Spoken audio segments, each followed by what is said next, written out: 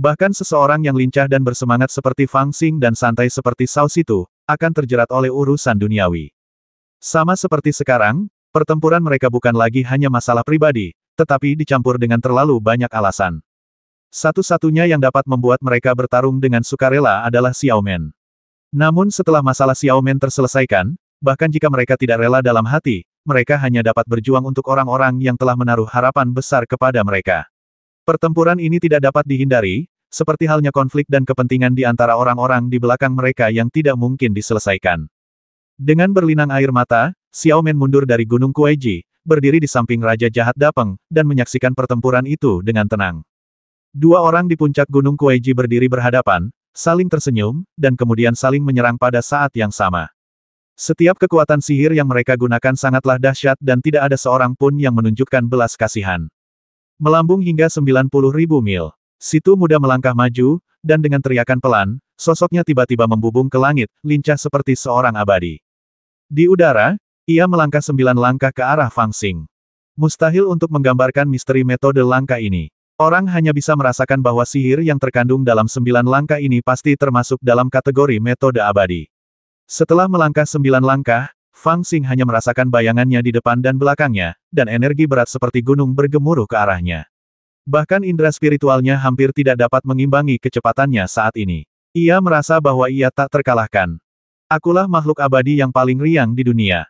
Namun, ketika dia melangkah 9 langkah ini, Fang Xing juga berteriak dengan suara yang dalam, dan tanpa berpikir, dia melafalkan sebuah rumus dari sutra bebas dan mudah tertinggi. Pada saat yang sama, dia menggunakan gerakan tubuh bebas dan mudah tanpa ragu. Lengan bajunya berkibar, sosoknya seperti seorang yang abadi, tidak ternoda oleh setitik debu pun, dan dia sangat cepat. Dia melewati situ muda, tidak hanya menghindari kekuatan yang luar biasa, tetapi bahkan datang di belakangnya, berbalik dan menepuk punggung situ muda dengan telapak tangan, sekuat guntur. Sungai dan gunung yang besar dapat dihancurkan dengan satu jari. Situ muda itu melangkah di udara kosong, tetapi alih-alih panik, dia menjadi sedikit bersemangat.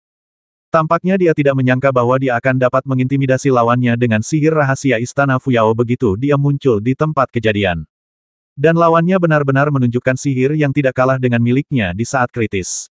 Ini membuatnya sangat bersemangat, dan dia percaya bahwa Fang Xing memang memenuhi syarat untuk menjadi lawannya. Dia juga merasa bahwa sihir rahasia Fang Xing agak sejalan dengan miliknya, dan dia merasakan rasa percaya diri di dalam hatinya. Dia tertawa keras, berbalik, dan menunjuk telapak tangan Fang Xing. Jari ini dilepaskan dengan tergesa-gesa, tetapi tiba-tiba menyebabkan fenomena surgawi dan menghancurkan kehampaan. Jari itu sebenarnya memiliki kekuatan yang mendominasi yang dapat menghancurkan gunung dan sungai yang luas dengan satu jari.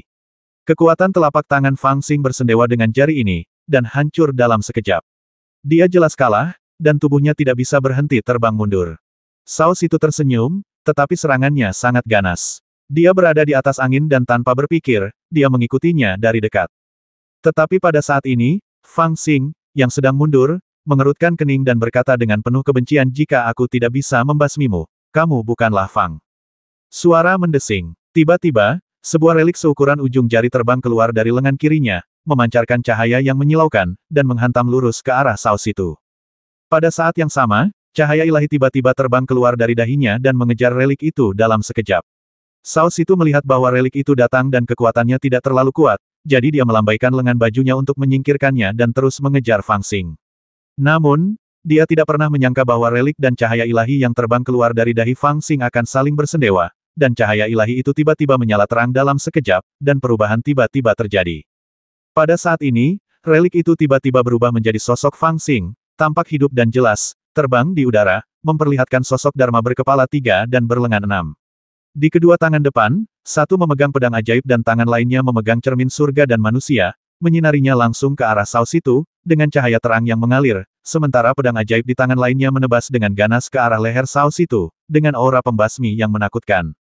Ketika para kultivator lain di sekitar melihat ini, mereka tak dapat menahan perasaan jantung mereka berdebar kencang saat ini, mata mereka penuh dengan keterkejutan. Ini sebenarnya teknik rahasia unik Ibel, inkarnasinya. Dulu sewaktu dia berada di Gunung Kunlun, dia menggunakan inkarnasi luar ini sebagai umpan untuk mengalihkan perhatian para kultivator lain, lalu pergi mencuri hutan persik dengan tubuh aslinya. Dilihat dari auranya dan senjata sakti yang dimilikinya, kultivasi dan kekuatan tubuh Ibelnya bahkan melampaui tubuh aslinya. Ledakan. Cermin hati surgawi memancarkan aliran cahaya, dan bayangan Saus itu tercetak di cermin. Kekuatan gaibnya sudah digunakan. Saus itu jelas tertegun sejenak, dan gerakannya sedikit melambat. Fang Xing tahu dalam hatinya bahwa ini adalah tanda bahwa dia sedang diinterogasi oleh cermin hati surgawi. Dia hanya memiliki kesempatan sesaat ini, dan dia memanfaatkannya. Dia mengayunkan pedang ajaib di tangannya dan menebasnya tanpa ragu-ragu. Kemanapun pedang itu lewat, kekosongan hancur, dan pedangnya benar-benar menciptakan retakan yang mengerikan, seolah-olah sambaran petir hitam terbang lurus untuk memotong kepala orang. Aku adalah Raja para Dewa Abadi, dan aku berada di atas semua Dewa Abadi. Tepat saat pedang ajaib itu berterbangan dan Saus itu sama sekali tidak dapat menghindar, suaranya terdengar dalam kegelapan. Tampaknya meskipun dia ditutupi oleh cermin surgawi, dia masih penuh dengan kesombongan dan tidak akan terintimidasi. Ketika dia memusatkan seluruh perhatiannya untuk melawan kekuatan alam surgawi, sebuah pikiran muncul dan dia menunjukkan kekuatan magis. Dia menghentakkan kakinya di tanah, dan puncak gunung Kueji yang besar tiba-tiba menjadi seperti aliran air, yang menenggelamkan seluruh tubuhnya ke jantung gunung. Pedang ajaib itu menebas dan memotong sudut puncak gunung Kueji, tetapi tidak melukai Saus itu sama sekali. Dia benar-benar menggunakan gunung ini sebagai baju zirah. Aku pasti akan menghajarmu, Sang Raja Abadi, sampai mati. Ketika Saus itu menghindari serangan kekuatan penuh yang tak terduga dari bayi ibel itu, tubuh asli Fang Xing menggertakkan giginya dan mengumpat dalam hati. Si tu muda ini benar-benar punya beberapa keterampilan. Ia mengira bahwa gerakan tak terduga ini setidaknya akan melukainya, tetapi ia tidak menyangka bahwa ia akan menghindarinya tepat waktu tanpa mengalami kerusakan apapun. Ini benar-benar di luar dugaannya. Namun, di samping serangan mendadak, ia juga punya rencana cadangan. Pada saat ini, tubuh aslinya telah terbang ke udara. Dia melangkah di gang step dan diam-diam menggunakan kekuatan magis. Langit di belakangnya berubah drastis, memperlihatkan medan perang kuno. Pasukan yang tak terhitung jumlahnya berbaris dalam formasi pertempuran, bertempur ke langit. Aura pembasmi yang hampir terlihat oleh mata terbuka sekarang berkumpul di Fang Xing, menyebabkan auranya terus melonjak. Selama waktu yang singkat ketika tubuh ibel terjerat dengan Saus itu, berkah aura pembasmi ini telah diperkuat secara ekstrim, seperti air pasang, mengambang di belakangnya, melonjak tak terlihat, menutupi langit dan matahari. Membantai semua makhluk hidup juga merupakan kasih sayang, menanam bunga teratai di antara yang mati. Dharma yang tak terbatas, tunjukkan padaku. Fang Xing tidak hanya memanggil energi pembasmi yang tak berujung dengan Sutra Breaking Formation untuk memberkati dirinya sendiri, dia juga berteriak dengan suara rendah, dan sinar cahaya keemasan muncul di sekelilingnya. Di dadanya, teratai emas samar melintas, mendorong cahaya keemasan itu hingga ekstrim. Cahaya keemasan itu penuh dengan aura Buddha dan belas kasih yang tak terbatas, yang merupakan kebalikan dari energi pembasmi di langit. Yang satu tidak berbentuk dan dingin, seperti bilah tajam yang menggores tulang, dan yang lainnya halus dan tidak pasti, seperti jubah Buddha. Kedua kekuatan ini dikendalikan oleh Fang Xing pada saat yang sama, bergegas turun dari udara. Tangan kiri dipenuhi aura pembasmi yang tak berujung, sementara tangan kanan memanifestasikan cahaya Buddha yang penuh kasih. Pertama-tama dia memanggil aura pembasmi kuno dengan sutra formasi pemecah, dan kemudian dia menggunakan buah Buddha di tubuhnya untuk mengaktifkan cahaya emas pelindung. Fang Xing benar-benar menggunakan dua kekuatan yang sama sekali berbeda dan bahkan saling berlawanan ini pada saat yang sama, dan kemudian bergegas turun dan menghantam Gunung Kueji di bawahnya dengan ganas. Ledakan. Dia menyerang Gunung Kueji dengan kedua tangannya secara bersamaan, dan menuangkan kedua kekuatan itu ke dalamnya. Novel terbaru diterbitkan pertama kali di Liu 9 Suba. Gunung Daji yang besar itu terdiam selama setengah napas pada saat ini, lalu berguncang hebat seperti letusan gunung berapi. Setelah beberapa saat, dua cahaya ilahi yang menakjubkan meledak dari dasar gunung. Itu adalah dua kekuatan yang sama sekali berbeda yang bertabrakan dan saling memusnahkan di gunung. Kekuatan ilahi yang besar yang dihasilkan telah memenuhi setiap inci gunung. Kemudian, setelah fermentasi singkat, gunung itu meledak dengan keras. Seluruh gunung benar-benar merobek dasar gunung dan terbang langsung ke udara. Kemudian, di detik berikutnya, gunung itu meledak secara langsung. Seluruh gunung meledak. Kekuatan ini begitu besar sehingga kekuatan suci melonjak ke segala arah dan asap menutupi langit. Beberapa sekte yang berada di dekatnya tidak pernah menduga akan terjadinya kejadian ini. Mereka begitu ketakutan hingga jiwa mereka terbang menjauh dan mereka berlari sambil berteriak. Namun, mereka segera terpengaruh oleh kekuatan ilahi dan diselimuti olehnya. Mereka hanya bisa melolong dan menjerit. Ketika kekuatan ilahi sedikit memudar, mayat-mayat mulai jatuh ke tanah satu persatu di udara. Namun, dalam jangkauan yang terpengaruh, kecuali para kultivator berada di tahap Naschen Soul tingkat menengah atau lebih tinggi, ada kemungkinan mereka dapat melarikan diri. Yang lainnya semuanya terpengaruh dan terbasmi seketika oleh kekuatan yang mengerikan ini. Bagaimana kabar Sao Situ? Pada saat ini, Ibu Suri dari barat dan yang lainnya semua berdiri dan melihat ke arah lapangan dengan wajah ngeri. Para petani yang tidak terdampak di daerah sekitarnya tidak sempat melihat ke arah jiwa-jiwa malang yang menderita banyak korban, tetapi malah menatap ke depan dengan penuh rasa prihatin. Tidak ada yang menyangka bahwa pemandangan mengerikan seperti itu akan muncul di awal perang ini. Setan kecil itu memang setan kecil. Caranya aneh dan dia sangat kejam. Dia menghancurkan seluruh gunung Kueji dengan satu kekuatan magis. Siapa yang akan percaya ini jika hal semacam ini diceritakan kepada orang lain? Dan Sao Situ, untuk menghindari serangan mendadak Fang Xing, telah melarikan diri ke pegunungan, menggunakan pegunungan sebagai perisai untuk melindungi dirinya. Namun, dia dan pegunungan juga telah menyerap kekuatan luar biasa yang dibawa Fang Xing dengan menggabungkan aura pembasmi dari medan perang kuno dengan esensi Buddha yang tak terbatas. Akibatnya saja sudah cukup untuk memusnahkan sejumlah besar kultivator. Jika Sao Situ menyerap semuanya, apakah dia akan? Dari semua musuh yang pernah kuhadapi, kaulah yang paling ganas dan kejam. Namun ketika semua petani tengah bingung, sebuah suara terdengar dari dalam asap. Saat asap berangsur-angsur menghilang, salah satu sosok muncul. Sosok itu adalah Situ muda yang berdiri di tengah gunung Kueji tadi, dengan kilat ungu yang menyelimutinya. Ketika mereka melihat penampilannya dengan jelas, semua kultivator terkejut. Dia tampak sangat menyedihkan saat ini, dengan bekas luka besar di tubuhnya, dan daging serta darahnya kabur. Namun, ada kilat ungu yang memancar dari tubuhnya, hampir menutupi seluruh tubuhnya. Saat kilat berlalu, tubuhnya pulih dengan cepat, dan bahkan napasnya semakin kuat, dan segera jauh melampaui keadaan sebelum dia terluka. Kau memaksaku untuk memperlihatkan tubuh abadiku begitu cepat, itu artinya kau telah memilih lawan yang tepat. Perkataan Tuan Muda Situ dari Istana Fuyao terdengar bagaikan guntur di telinga para pembudidaya di sekitarnya. Tubuh abadi. Semua orang di dunia tahu bahwa Situ muda ini telah berkultivasi menjadi bayi abadi, dan telah mengalami kesengsaraan guntur untuk membersihkan tubuhnya dan memurnikan jiwanya, jadi dia pasti memiliki kekuatan magis yang hebat. Namun ketika dia benar-benar mulai menunjukkan kekuatan magis ini, itu masih mengejutkan semua orang di sekitarnya. Setelah dia membentuk bayi abadi, dia ternyata adalah tubuh abadi.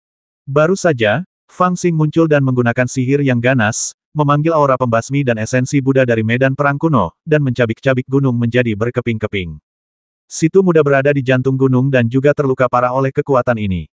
Bahkan jika dia memiliki metode kayu tertinggi, tidak akan mudah untuk memperbaiki cedera yang begitu parah. Yang lebih penting, setelah menggunakan metode kayu untuk menyembuhkan luka-lukanya, auranya pasti akan layu dan kekuatannya akan berkurang dalam waktu singkat. Namun, tidak ada yang menyangka bahwa dia dapat menyembuhkan luka-lukanya dengan guntur ungu dengan begitu mudah. Tidak hanya luka-lukanya sembuh, tetapi auranya juga menjadi lebih kuat dan kekuatannya meningkat. Ini sama sekali tidak masuk akal.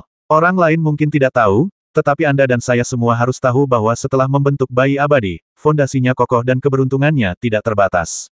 Namun, perubahan terbesar sebenarnya adalah perubahan sumber Tao, yang setara dengan menanam benih abadi di tubuh seseorang. Sama seperti Fusu, ia mengganti sumber Tao miliknya sendiri dengan milik orang lain, jadi ia hanya memiliki nama bayi abadi, tetapi bukan bayi abadi yang sebenarnya.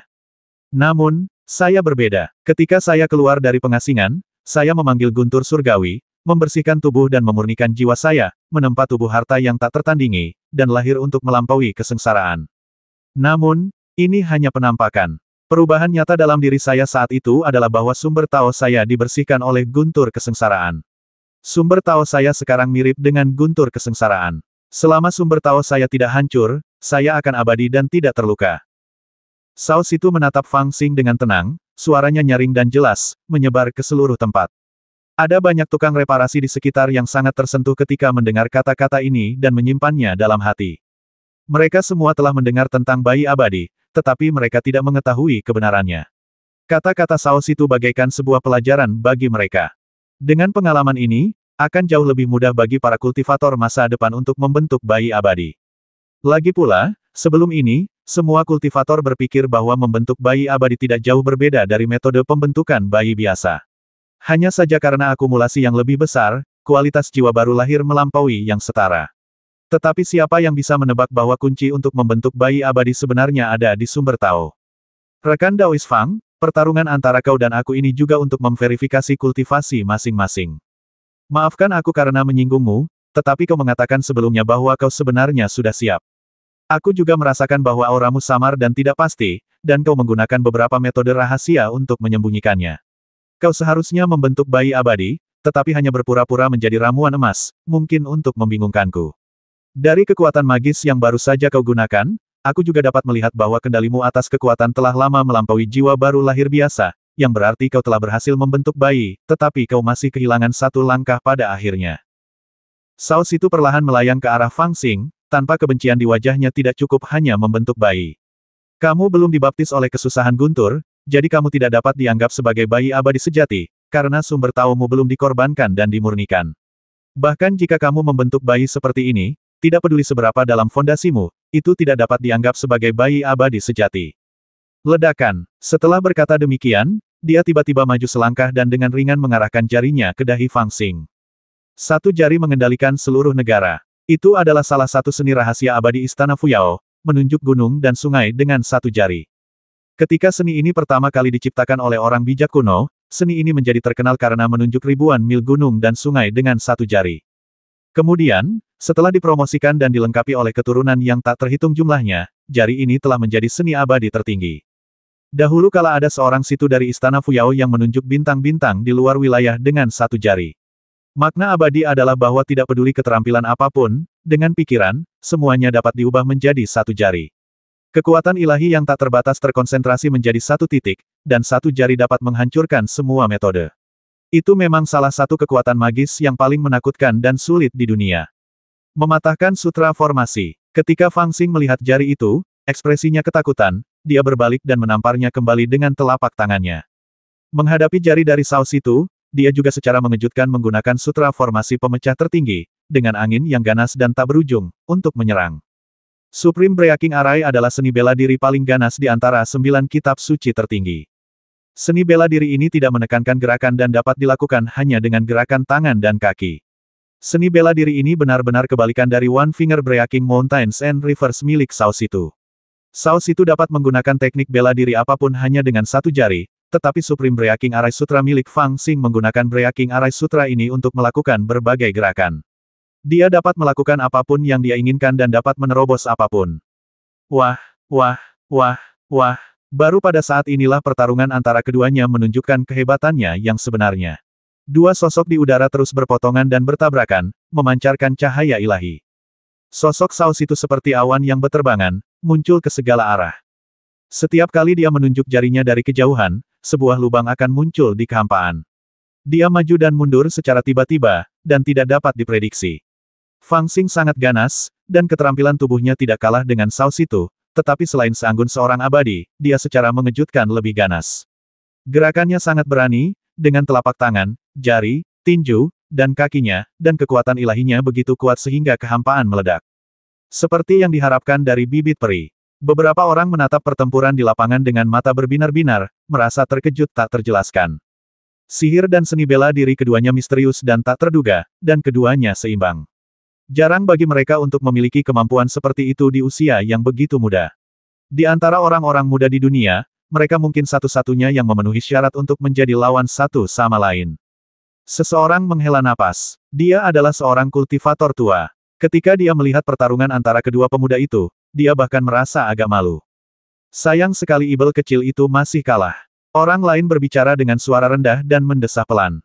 Apa yang dikatakan Saus itu benar, Ibel kecil ini sebenarnya sudah membentuk janin, tetapi dia hanya berpura-pura berada di alam inti emas. Aku benar-benar tidak tahu bagaimana seorang bibit peri dengan fondasi seperti dia bisa menyembunyikan janinnya tanpa mengungkapkan berita apapun. Namun, meskipun dia membentuk janin secara diam-diam, dia tidak selamat dari kesengsaraan guntur seperti Saus itu, jadi dia tidak memiliki kesempatan untuk memurnikan sumber Tao menjadi benih peri. Perbedaan kecil ini telah menghancurkan celah dalam fondasi mereka. Belum lagi sihir dan seni bela diri mereka seimbang, bahkan jika Ibel kecil ini melampaui Saus itu dalam menguasai sihir dan seni bela diri, Saus itu tidak akan terkalahkan dengan perbedaan alam yang sedikit ini. Di antara para pembudidaya di ladang, banyak yang memiliki penglihatan tajam dan telah melihat celah di antara dua bibit abadi di ladang. Awalnya keduanya bertarung secara seimbang, tetapi seiring dengan semakin jelasnya keunggulan Saus itu, Fang Xing tampak semakin terkendali. Bukan karena ilmu sihirnya kurang canggih, juga bukan karena ilmu bela dirinya kurang dahsyat. Alasan utamanya adalah sedikit perbedaan dalam kultivasi mereka. Karena perbedaan tipis itu, keunggulan Sao Situ semakin membesar, seperti bola salju, dan secara bertahap menekan Fang Xing. Fang Daois, jika kamu tidak menyerahkan banyak metode rahasiamu untuk membalas budiku, hasil pertempuran hari ini masih belum pasti. Namun, sekarang kita saling berhadapan berdasarkan kultivasi sejati kita, kamu selangkah lebih rendah dan tidak sebanding denganku. Sao Situ berbicara dengan lembut, dan kilat ungu telah mengembun di jari-jarinya. Dia kemudian mengambil 9 langkah dan bergegas ke sisi Fang Xing. Dengan suara wosh, jari ini menyebabkan perubahan di langit. Tampaknya hanya jari ini yang dikelilingi oleh kilat ungu yang mengerikan yang tersisa di langit. Jari itu menunjuk langsung ke alis Fang Xing, dan momentumnya hampir memaksa Fang Xing ke jalan buntu. Dia menghela nafas, aku memanfaatkanmu. Konfrontasi langsung. Fang Xing tidak punya waktu untuk menghindar sekarang. Dia dipaksa ke sudut oleh situ muda dan tidak punya pilihan selain bertarung langsung. Tetapi jika dia bertarung secara langsung, dia pasti akan menderita kekalahan, karena bagaimanapun juga, tingkat kultivasinya tertinggal 1 langkah. Baik dari segi kekuatan maupun bidang lainnya, dia sangat tidak diuntungkan dibandingkan dengan Sao Situ karena dia belum memurnikan sumber Tao menjadi benih abadi. Sao Situ mendesah pelan, dan itu karena alasan ini. Jika Fang Xing tidak membuang begitu banyak rencana cadangan, masih ada kesempatan untuk menebus celah kecil ini. Namun, Fang Xing juga jujur. Untuk sekali ini, demi membalas kebaikan Xiao Men, dia melepaskan rencana cadangannya dan bertarung secara terbuka. Novel terbaru diterbitkan pertama kali di Liu 9 Suba. Tetapi sikap ini ditakdirkan untuk membuat Sao Situ menang melawannya. Setan kecil itu akan kalah. Ketika Sao Situ menunjuk jarinya, banyak orang di kehampaan sekitarnya menjulurkan kepala untuk melihat ke atas, tidak berani bernapas. Orang-orang dari pertemuan abadi penyeberangan kesengsaraan, termasuk lelaki tua Huqin dari Gunung Salju Besar, Raja Jahat Dapeng, dan bahkan kepala kuil Lingshan, semuanya memiliki kilatan di mata mereka saat ini, hampir tidak dapat menahan diri dan hendak membantunya, karena bahkan dari sudut pandang mereka, Fang Xing hendak dikalahkan saat ini, kesenjangan dalam kultivasi tidak dapat diatasi, dan dia ditakdirkan untuk menderita kerugian besar dengan taktik langsung ini. Hal besar telah diputuskan. Ibu Suri dari Barat dan yang lainnya semua memiliki ekspresi gembira di wajah mereka, tampak sedikit santai. Pada saat ini, mereka semua menjadi lebih waspada dan melihat ke arah asosiasi abadi kesengsaraan dari jauh untuk mencegah siapapun ikut campur. Namun, pada konferensi Dewa Kesengsaraan, tidak ada seorang pun yang mengambil tindakan untuk ikut campur. Bai Qianzhang mengulurkan tangannya dan menghentikan para kultivator. Dia bukan orang yang akan menyerahkan semua rencana cadangannya. Beberapa kata sederhana ini meyakinkan lelaki tua Huqin dan yang lainnya serta membuat mereka memutuskan untuk menunggu dan melihat sebentar. Kata-kata ini membuat mereka merasa sedikit tidak nyaman. Orang menyebalkan kecil ini benar-benar tidak punya waktu untuk melawan musuh dengan jujur. Pada saat kebingungan ini, jari Sao Situ sudah menunjuk ke depan Fang Xing. Dengan tatapan penuh keagungan, dia mengumpulkan petir ungu dan mengarahkannya ke bawah, menghancurkan daratan luas. Tampaknya tidak ada jalan keluar. Jika dia mencoba menerima pukulan itu secara langsung, dia pasti akan menderita kerugian besar, atau bahkan terbasmi oleh jari. Namun, Fang Xing tiba-tiba mengangkat kepalanya saat ini, matanya tajam, dan dia menatap langsung ke wajah situ muda. Kemudian dia menunjukkan senyum yang garang dan puas, dan berkata dengan suara rendah, bagaimana kamu tahu bahwa aku tidak memiliki benih abadi?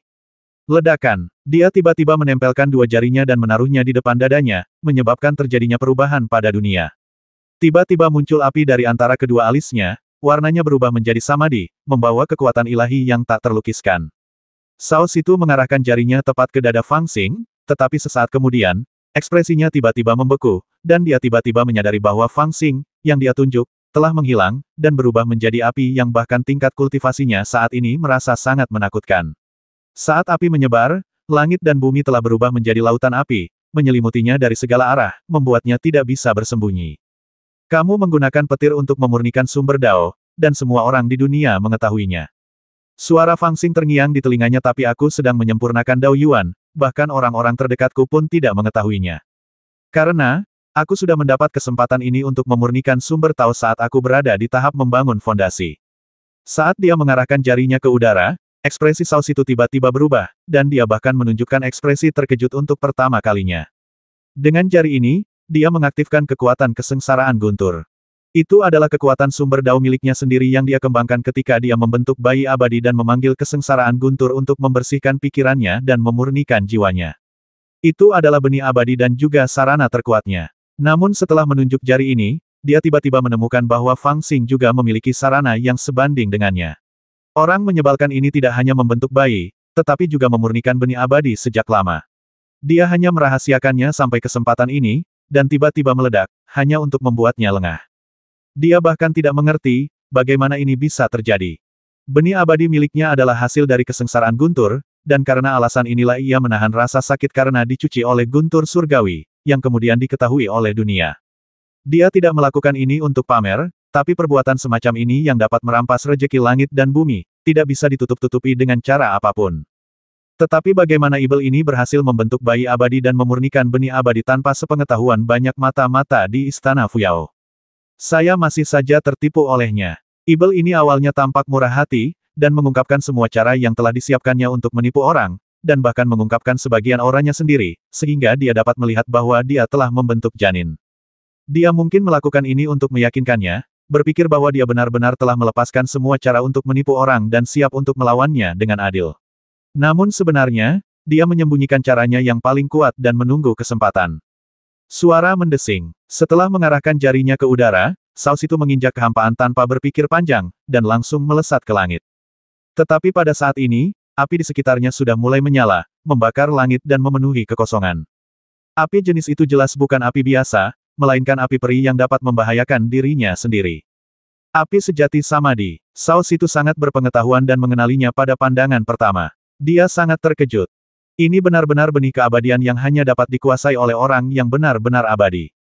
Menurut legenda, jika seseorang dapat bertahan dari 9 kali kesengsaraan Guntur berturut-turut selama kultivasi, ia dapat menjadi abadi. Salah satu tandanya adalah bahwa selama 9 kali kesengsaraan Guntur, seseorang akan memurnikan 3 keinginan dan mengolah api sejati Samadhi.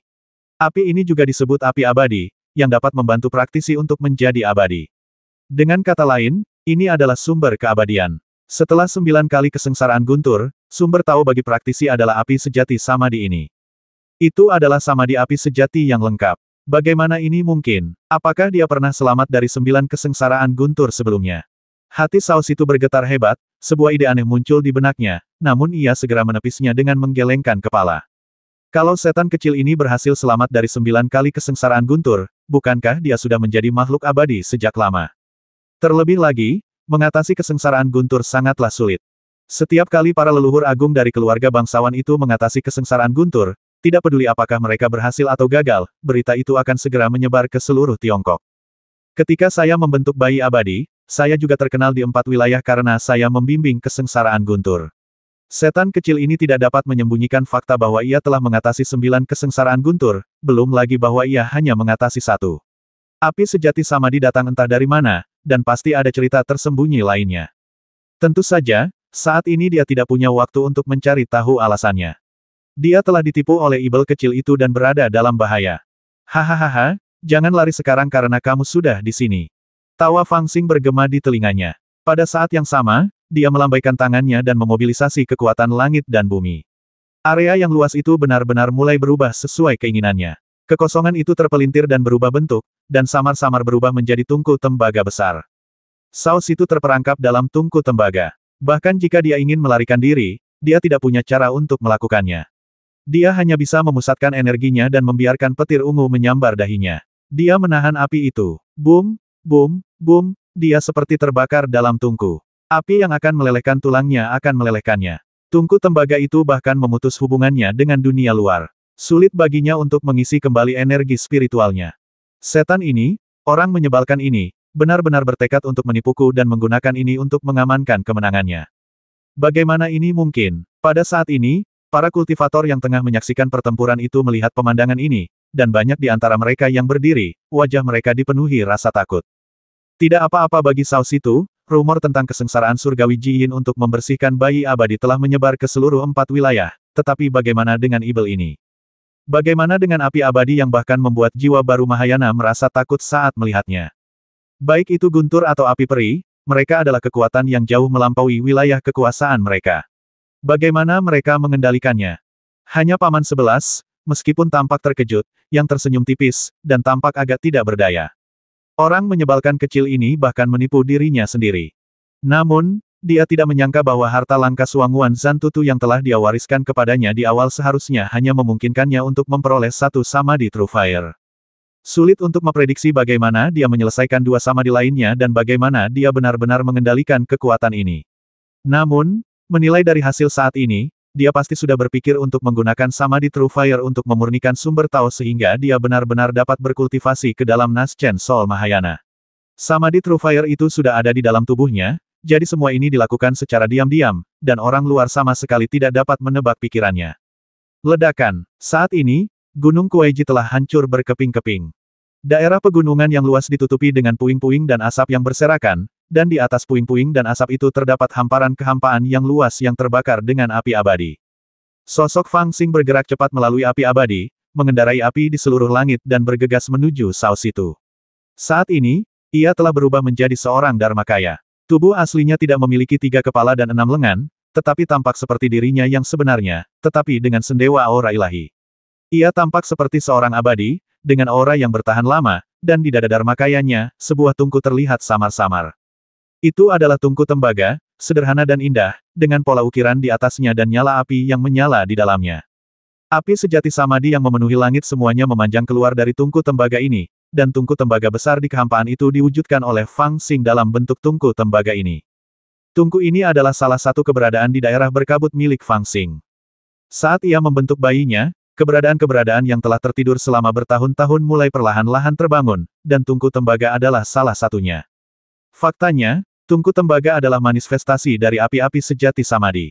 Saat itu, ia memperoleh api sejati samadhi pertama dari peta pemenggalan peti mati misterius, dan kemudian ia merampas keberuntungan dari wilayah mendalam selatan dan menebus samadhi kedua. Di bawah bimbingan gadis teratai, ia memperoleh api sejati samadhi ketiga. Api sejati samadhi telah selesai, tetapi dengan kultivasinya saat itu, ia tidak dapat sepenuhnya mengendalikannya. Api ini pada saat itu sedang tertidur dalam kabut, yang berarti sebagian besar kekuatannya tertahan. Baru ketika Fang Xing membentuk bayinya untuk pertama kalinya, ia mulai menguasai area berkabut dan secara bertahap mampu menggunakan kekuatan ini. Ketika dia sedang menyendiri di jurang Ibel untuk berkultivasi, dia pernah berdiskusi dengan leluhur Ibel tentang penggunaan api sejati samadhi untuk memurnikan sumber Dao. Leluhur Ibel lah yang memberitahunya tentang hal itu.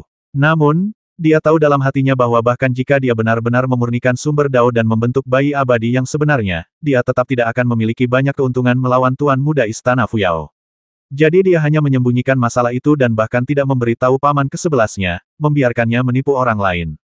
Sekarang, ini telah berhasil dalam sekejap. Sao Situ telah sepenuhnya jatuh ke dalam perangkapnya sendiri dan sulit baginya untuk melarikan diri. Novel terbaru diterbitkan pertama kali di Liu 9 Suba. Hahaha. Cepatlah mengaku kalah dan panggil aku paman, kalau tidak aku akan membakarmu sampai mati. Langit dan bumi menampakkan tungku tembaga besar, dan api abadi yang tak berujung menjerat Sao Situ, seperti potongan-potongan awan api, menutupi langit dan matahari. Dikelilingi oleh api abadi ini, sosok Sao Situ mulai kabur. Guntur ungu terus mengalir keluar dari tubuhnya untuk memperbaiki citra dharmanya, tetapi di bawah erosi api abadi yang bertahap, kecepatan perbaikannya tidak secepat kecepatan pemurnian oleh api abadi. Bagaimanapun, api abadi ini memisahkan langit dan bumi, membuatnya mustahil baginya untuk menebus energi spiritualnya dan mengubah sumber Tao. Itu seperti air tanpa akar, yang hanya bisa dikonsumsi sedikit demi sedikit. Pertarungan di level mereka adalah pertarungan hanya untuk satu garis. Jika Sao Situ menjebak Fang Xing dan membasminya dengan guntur surgawi, Fang Xing juga akan kesulitan melarikan diri. Kini, menyaksikan tubuh Yang Situ mulai terbakar dan layu, semua kultivator di sekitarnya menjadi sangat khawatir. Tuan Muda Istana Fuyao yang terhormat akan dimurnikan sampai mati oleh Ibel kecil ini di depan semua orang. Saya tidak tahu berapa banyak orang yang berteriak, Ibu Suri dari Barat dan yang lainnya tidak dapat menahan diri untuk tidak ingin membantu. Namun, pada saat ini, situasinya terbalik. Kepala kuil Lingshan dan yang lainnya tidak melakukan gerakan apapun, tetapi hanya memandang dengan mata dingin. Jelas bahwa mereka sudah siap. Jika mereka berani ikut campur, tulang punggung asosiasi Dewa Kesengsaraan tidak akan pernah sopan. Ketika kedua belah pihak berada di atas angin, mereka tidak akan pernah membiarkan pihak lain ikut campur dalam perang ini, kecuali jika satu pihak bersedia menyebabkan kekacauan yang memengaruhi Tianyuan. Kalian manusia memang seperti itu. Kalian selalu berpikir bisa menguasai dunia dengan berbagai tipu daya dan tipu daya. Kalian memang pantas untuk dibasmi. Di lokasi tempat semua kultivator alam abadi kecil berada, jauh di dalam awan, seorang pria dengan pupil emas melihat situasi dan mendesah pelan, seolah-olah dia sangat tidak puas dengan pertempuran ini yang akhirnya diputuskan oleh tipu daya. Dia berbicara dengan sedikit sarkasme. Di sekitarnya, Tidak ada seorang pun dari alam abadi kecil yang berani menanggapi. Mereka semua memiliki ekspresi serius, dan menatap kedua orang yang terlibat dalam pertempuran itu dengan sedikit penyesalan. Kau lebih baik dibakar hidup-hidup olehku daripada memanggilku paman. Orang ini tidak terlihat seperti orang yang berintegritas. Pada saat ini di tempat kejadian, Fang Xing juga sedikit mengernyit dan menggumamkan sesuatu dengan suara pelan. Dia memiliki kesan yang baik tentang Cao Situ ini. Bagaimanapun, dia mengembalikan Xiao Men kepadanya, yang menebus rasa sakitnya. Oleh karena itu, dia berpikir bahwa jika dia bisa memenangkan pertempuran ini tanpa menyakiti nyawa orang ini, hasilnya akan baik. Namun, dia tidak menyangka bahwa dia telah memberi Cao Situ ini kesempatan untuk mengakui kekalahan, tetapi dia tidak mengatakan sepatah kata pun dan membiarkannya memurnikannya sampai mati. Dan selama dia tidak mengaku kalah, tidak mungkin aku akan membiarkan dia keluar. Mereka semua adalah orang-orang yang telah membentuk bayi abadi, dan mereka saling mengetahui kekuatan masing-masing. Tidak peduli seberapa parah dia telah melukainya sekarang, selama dia masih memiliki sedikit energi abadi yang tersisa, setelah melepaskannya, dia masih akan memiliki kesempatan untuk terlahir kembali dengan kekuatan langit dan bumi. Jika kultivasinya cukup, dia bahkan dapat langsung memanggil guntur surgawi untuk mengisi kembali kekuatannya dalam kesengsaraan guntur dan kembali ke kondisi puncaknya. Mungkin dia akan mampu membalikkan keadaan. Entah kau mengakui kekalahan atau kau akan dibasmi secara langsung. Orang menyebalkan ini tidak menyebalkan. Apa kau benar-benar ingin memurnikannya sampai mati? Tepat ketika dia merasakan belas kasihan untuk pertama kali dalam hidupnya selama perang, dia tidak menyadari bahwa ada batu yang beterbangan di bawah kakinya. Itu adalah bongkahan batu yang hancur setelah Gunung Kueiji hancur. Diameternya sekitar 3 meter, cukup untuk satu orang bersembunyi. Pada saat ini, batu itu terbang diam-diam, dengan kilatan petir ungu samar di atasnya. Sebuah pikiran ilahi keluar, seolah-olah ada rasa takut yang tersisa benar saja, dia layak menjadi ibel. Untungnya, aku juga punya trik, kalau tidak aku akan benar-benar terpaksa memanggilnya paman sekarang. Sebuah tungku besar dari surga dan bumi, memurnikan kehidupan yang tak terhitung jumlahnya. Ini adalah metode yang diciptakan Fang Xing setelah ia memurnikan sumber Dao untuk membuat benih abadi. Ia sudah memiliki metode Dao, yang memungkinkannya untuk mengendalikan kekuatan langit dan bumi. Setelah membentuk bayi, ia mengendalikan kekuatan sejati api Samadhi. Menggabungkan keduanya, ia menciptakan kekuatan magis yang mengerikan ini. Ia menggunakan kekuatan langit dan bumi untuk menyegel lawan di area tertentu, mengisolasi langit dan bumi, dan kemudian ia membangkitkan api Samadhi dan terus memurnikannya hingga seluruh lawan menghilang. Namun, metode ini masih merupakan ciptaan pemula dan belum cukup sempurna. Oleh karena itu, ia harus memancing musuh ke dalam perangkap dan berpura-pura bahwa ia belum membentuk benih abadi untuk memancing Cao Situ mengambil tindakan. Ini adalah niatnya. Begitu kau memasuki tungku milikku ini, aku jamin kau tidak akan berdaya di hadapan langit dan bumi. Fang Xing juga menatap Cao Situ dengan mata berbinar saat ini, dan berbisik jangan ragu, panggil aku tuan dengan cepat, kalau tidak, kamu akan dimurnikan sampai mati. Tampaknya bahkan pada titik ini, dia masih enggan membasmi. Tentu saja, bahkan saat ia berbicara, api Samadhi sejati tidak surut sama sekali dan masih menyala dengan ganas. Sebuah pengingat adalah sebuah kebaikan, dia tidak akan menahan diri pada saat ini dan membuat kesalahan yang akan memungkinkan lawannya membalikkan keadaan. Ah, kamu benar-benar orang baik. Bahkan aku tidak tega menipumu. Namun, saat Fang Xing berteriak ke arah tungku tembaga, tiba-tiba terdengar desahan samar di belakangnya, yang membuatnya terkejut dan menjerit. Dia menoleh dengan suara wosh dan tiba-tiba melihat sebuah batu besar dengan kilatan petir ungu di atasnya, bergegas ke arahnya. Apa? Fang Xing berteriak dan tanpa sadar menamparnya dengan telapak tangannya. Dengan kekuatan yang bangkit dari hatinya, dia memukul batu itu dengan keras dengan telapak tangannya, yang menyebabkan hanya batu-batu yang beterbangan dan asap yang mengepul. Di dalam batu itu, kilat ungu tiba-tiba melesat naik, menyebabkan awan-awan gelap di langit berkumpul, dan langit serta bumi berubah warna. Di antara awan-awan gelap yang tak terhitung jumlahnya, ada lebih banyak lagi kilatan petir yang muncul dan melesat menuju kilat ungu itu. Tiba-tiba, ia berubah menjadi sosok manusia dengan jubah merah berkibar, gaya abadi, dan tampan seperti seorang abadi. Perlahan-lahan melangkah di kehampaan, ia setengah berjalan dan setengah melayang ke bawah, menatap Fang Xing. Siapa lagi kalau bukan situ muda itu? Dia berbalik lagi dan melihat Cao Situ telah sepenuhnya dimurnikan menjadi ketiadaan di dalam tungku tembaga raksasa langit dan bumi, lenyap menjadi asap. Namun di udara, Cao Situ setenang batu giok, dan tidak ada tanda-tanda kekuatannya rusak sedikitpun. Avatar, atau inkarnasi, Fang Xing hanya terkejut, tetapi dengan cepat menjadi tenang. Dia melambaikan tangannya untuk menyingkirkan tungku tembaga besar, berbalik dan bertanya kepada Sao Situ dengan rasa ingin tahu. Itu hanya gerakan backhand. Sao Situ menjawab dengan jujur, sambil menunjuk ke gunung yang hancur di bawahnya ketika kau menghancurkan Gunung Kuaiji. Aku merasa kau bukan orang yang sederhana. Untuk memiliki keterampilan seperti itu, penglihatanmu pasti tidak terlalu buruk. Kau bisa menebak wilayah kekuasaanku saat ini. Namun, kau berani melawanku karena kau tahu wilayah kekuasaanku. Entah kau gila, atau kau punya trik lain. Jadi ketika kau menghancurkan Gunung Kuaiji, aku menyembunyikan benih peri kecil di tempat lain. Ketika kau menggunakan api sejati Samadhi, benih peri kecil ini menjadi harapanku untuk bangkit kembali. Saat dia menjelaskan, dia tampak sedikit tidak berdaya, dan menunjuk Fang Xing sambil tersenyum kecut. Awalnya aku ingin menyerangmu secara langsung. Sungguh tak tahu malu. Wajah Fang Xing langsung menegang. Memikirkan situasi tadi, jika dia menyerangnya secara tiba-tiba, dia mungkin akan berhasil. Semakin dia memikirkannya, semakin dia takut. Dia mengumpat dengan marah, menatap Situ muda, dan bertanya, mengapa kamu tidak melakukannya? Sao Situ tersenyum pahit dan berkata, aku tidak tega melihatmu masih memintaku memanggilmu paman di saat-saat terakhir. Fang Xing merasa geli saat mendengarnya. Apakah baik bagimu memanggilku paman? Sao Situ berkata dengan santai, ketika hidup dan mati dipertaruhkan, memanggilmu tuan akan menyelamatkan hidupmu. Seberapa besarkah bantuan itu? Fang Xing setuju dengan perkataannya, menganggukkan kepalanya terus-menerus dan berkata, benar sekali, ini masalah hidup dan mati, jangankan paman, memanggilku kakek saja sudah pantas. Keduanya bertukar beberapa kata dengan cara yang ringan dan tenang, dan tampaknya ada rasa saling menghargai di antara mereka.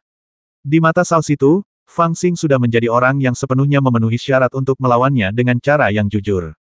Dia telah mengandung bayi abadi, dan begitu pula dirinya. Dia juga telah memurnikan benih abadi, dan pihak lain juga memiliki benih abadi yang sama sekali tidak kalah dengan miliknya. Yang lebih penting, untungnya, dia telah berhati-hati sebelumnya, jika tidak, dia pasti sudah dimurnikan sampai mati sekarang. Jika itu orang lain, dia hanya akan terkejut dan marah, tetapi bagi Sao Situ, inilah alasan utama mengapa dia memiliki pendapat yang tinggi tentang Fang Xing. Hanya seseorang yang benar-benar dapat mengancamnya yang layak disebut lawan. Adapun Fang Xing, dia merasa bahwa bibit abadi yang luar biasa ini di mata orang lain tidak semenyebalkan yang dia bayangkan, terutama berbagai tanggapannya berdasarkan inspirasi mendadak selama pertarungan, yang sangat disukainya. Di mata Tuan Fang, tidak banyak orang pintar di dunia ini, dan semua yang telah dilakukan Situ muda ini sejak kemunculannya pasti dapat dianggap pintar. Kamu tidak pernah menipuku, dan aku tidak ingin menipumu, jadi. Sao Situ terdiam beberapa saat sebelum dia berbicara dengan suara rendah dan menatap Fang Xing. Kalau begitu, jangan curang. Mari kita bertarung secara adil dan lihat siapa yang lebih kuat. Fang Xing mengambil alih kata-katanya dan perlahan melangkah maju. Api Samadhi samar mulai berkobar di sekelilingnya, membakar kehampaan. Begitulah seharusnya. Sao Situ mengangguk dan melangkah maju, dahinya bersinar ungu. Kecepatan mereka awalnya tidak cepat, tetapi sikap mereka sangat tegas. Mereka melangkah maju selangkah demi selangkah dan mulai mengaktifkan kekuatan abadi terkuat mereka. Api di sekitar salah satu dari mereka menjadi semakin padat, hampir mencapai titik membakar kehampaan, seperti Ibel kuno. Yang lain dikelilingi oleh petir, seolah-olah dia telah berubah menjadi dewa dari zaman kuno. Bahkan fenomena langit di sekitarnya pun terkejut oleh sihir mereka. Awan gelap bergulung, langit dan bumi berubah warna, dan di atas 9 langit, lapisan awan membentuk-bentuk corong besar. Mereka tidak akan bertarung satu sama lain lagi, melainkan akan bertarung langsung dengan benih abadi mereka untuk menentukan pemenangnya dalam satu gerakan. Para biksu dari berbagai sekte di langit sekitarnya semuanya terkejut. Mereka berdiri tegak dan menatap pemandangan itu tanpa berkedip.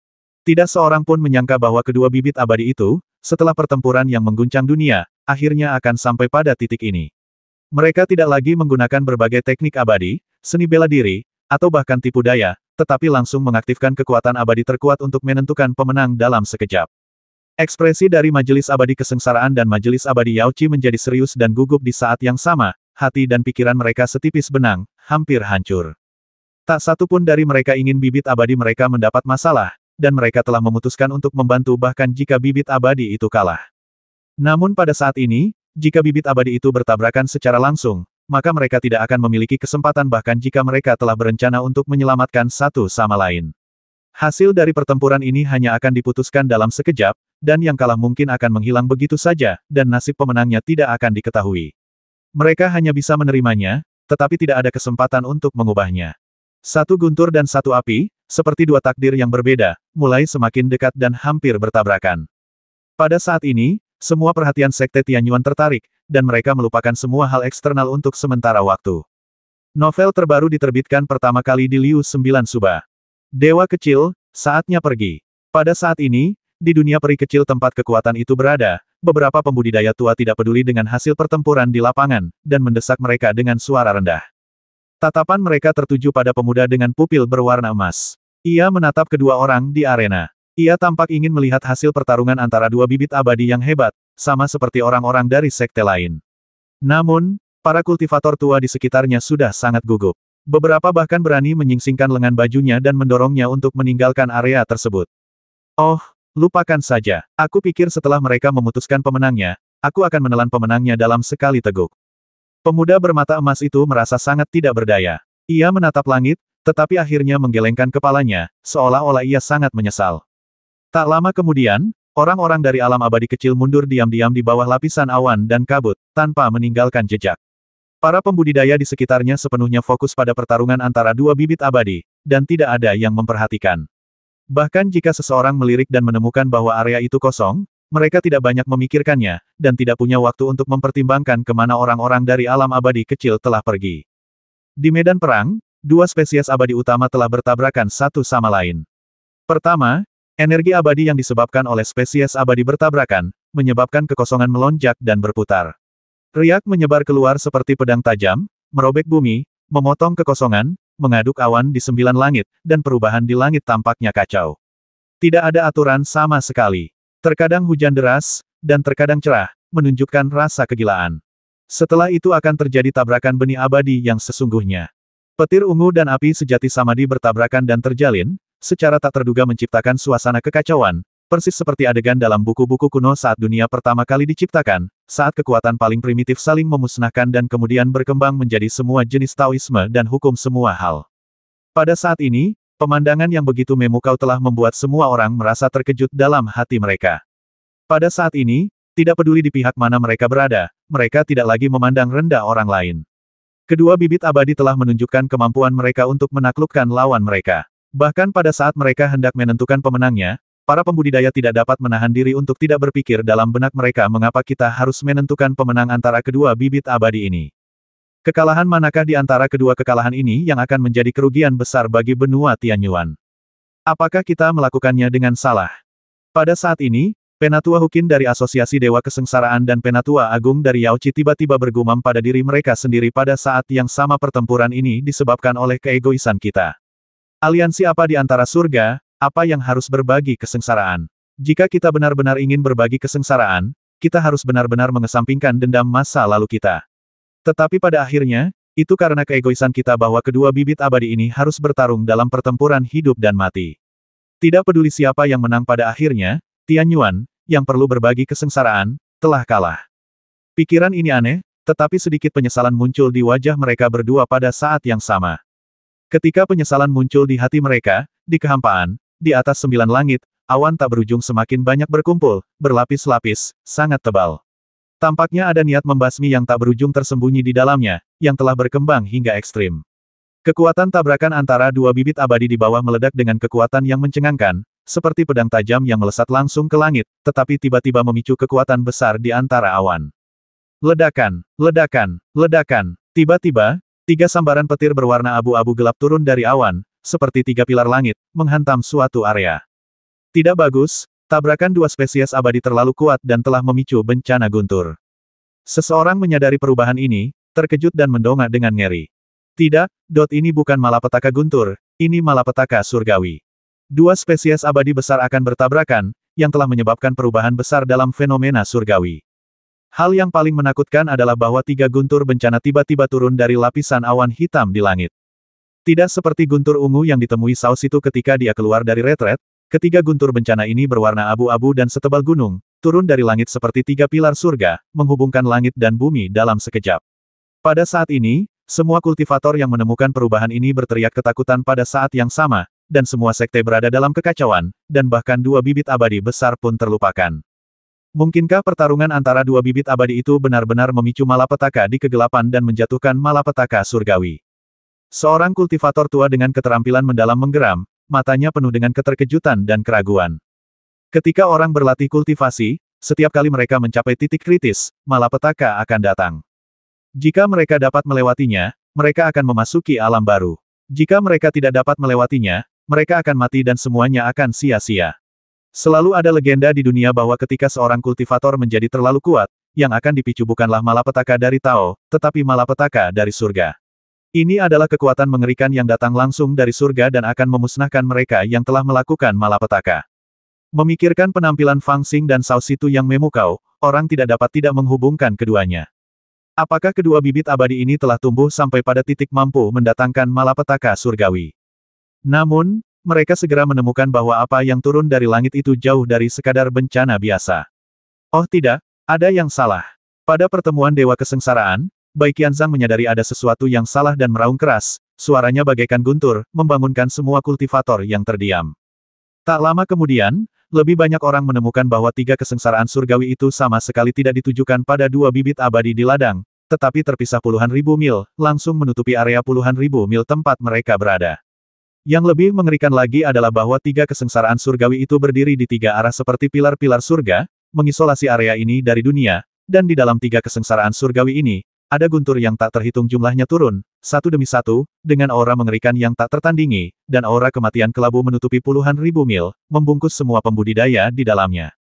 Ledakan. Terdengar suara guntur yang turun dan jatuh ke daerah tempat sekte tertentu berada. Sekte itu berasal dari wilayah barat Shenzhou, dan dipimpin oleh seorang leluhur Nas Chen Sol dengan puluhan murid. Kekuatan mereka juga cukup bagus. Setelah teriakan keras Bai Qianzhang, leluhur Nas Chen Sol terbangun tepat waktu.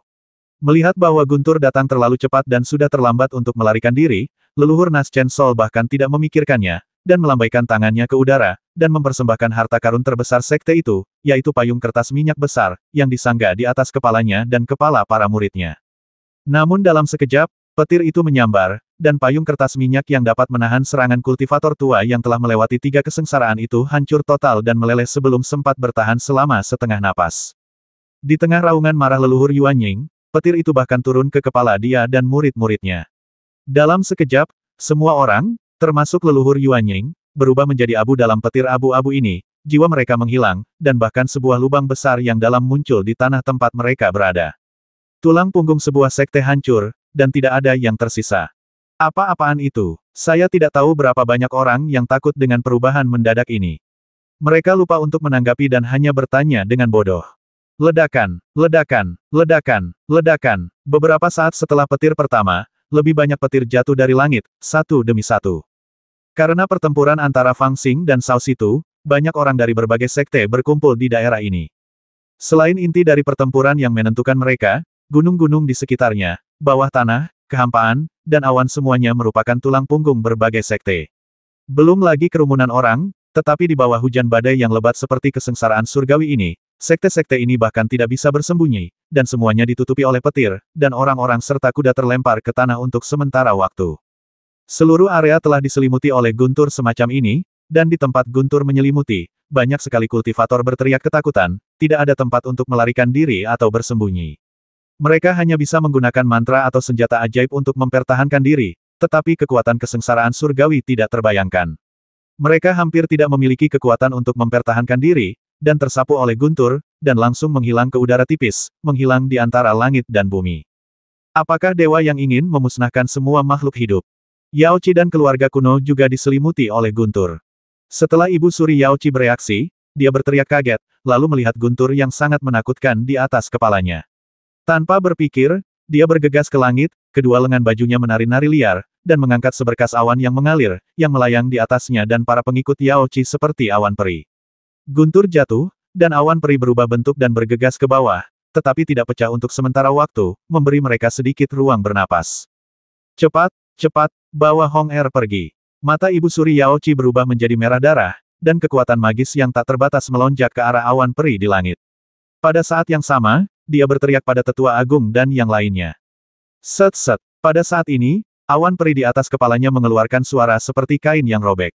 Saat berikutnya, seluruh awan peri hancur oleh guntur. Guntur besar turun dan menyelimuti Ibu Suri Yao Qi. Dengan tingkat kultivasinya, dia tidak memiliki kekuatan untuk melawan setelah diselimuti oleh guntur. Jubah dan bahkan daging dan darah di tubuhnya mulai hancur sedikit demi sedikit dan berubah menjadi asap. Ibu Suri, Tetua Agung dan yang lainnya memanfaatkan momen itu untuk lolos dari pemboman malapetaka surgawi ini. Menatap ke arah Ibu Suri, mereka hampir tidak dapat mempercayainya. Itu adalah Ibu Suri dari Yao Qi, salah satu orang paling berkuasa di dunia, namun dia binasa begitu mudah di bawah malapetaka surgawi ini. Keluarga Han, segera pergi. Tidak jauh dari mereka, seorang pria berpakaian hitam berteriak dan menghantam udara dengan tombak besi di tangannya. Ribuan bayangan tombak muncul dan menusuk malapetaka surgawi yang turun ke arah keluarga Han. Namun, setelah dia bertemu dengan malapetaka surgawi, dia hanya bertahan selama beberapa napas sebelum berubah menjadi tumpukan tulang kering.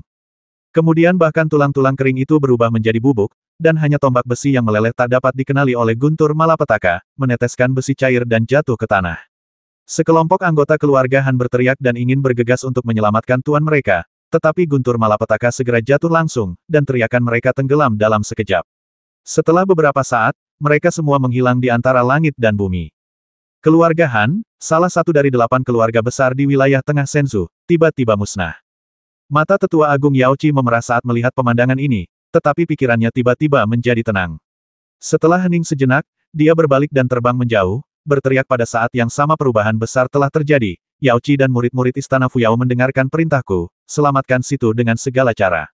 Wus, wus, wus. Sekelompok murid dari Istana Yao Qi dan Fuyao mengertakkan gigi dan bergegas menuju medan perang di depan. Aneh sekali. Mundurlah segera. Novel terbaru diterbitkan pertama kali di Liu 9 Suba. Bai Qianzhang adalah orang pertama yang bereaksi ketika perubahan aneh itu terjadi, dan reaksinya jauh lebih cepat daripada yang lain. Dengan teriakan keras, dia mengorbankan menara gading kecil yang ditinggalkan di depannya. Menara kecil itu dengan cepat membesar di udara dan berubah menjadi menara putih yang tingginya hampir 100 kaki. Kemudian dia mengambil gagak emas besar dan Li Hongyi yang ada di dekatnya, masing-masing satu di tangan, dan melemparkan mereka ke menara kecil itu. Setelah teriakannya yang keras, orang-orang dari Asosiasi Dewa Kesengsaraan, para murid Gunung Salju Besar, dan generasi muda dari Dao Ibel kuno juga bereaksi dan bergegas ke menara gading kecil itu. Pada saat ini, tidak ada waktu untuk menjelaskan atau mendiskusikan apapun, dan mereka hanya bisa mengandalkan reaksi. Cepat masuk ke menara untuk bersembunyi. Wanita tua dari klan rubah Gunung Qingqiu juga bereaksi cepat.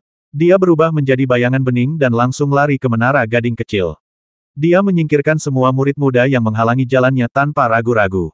Dia sebenarnya mencoba untuk menyerbu ke menara di antara sekelompok murid muda.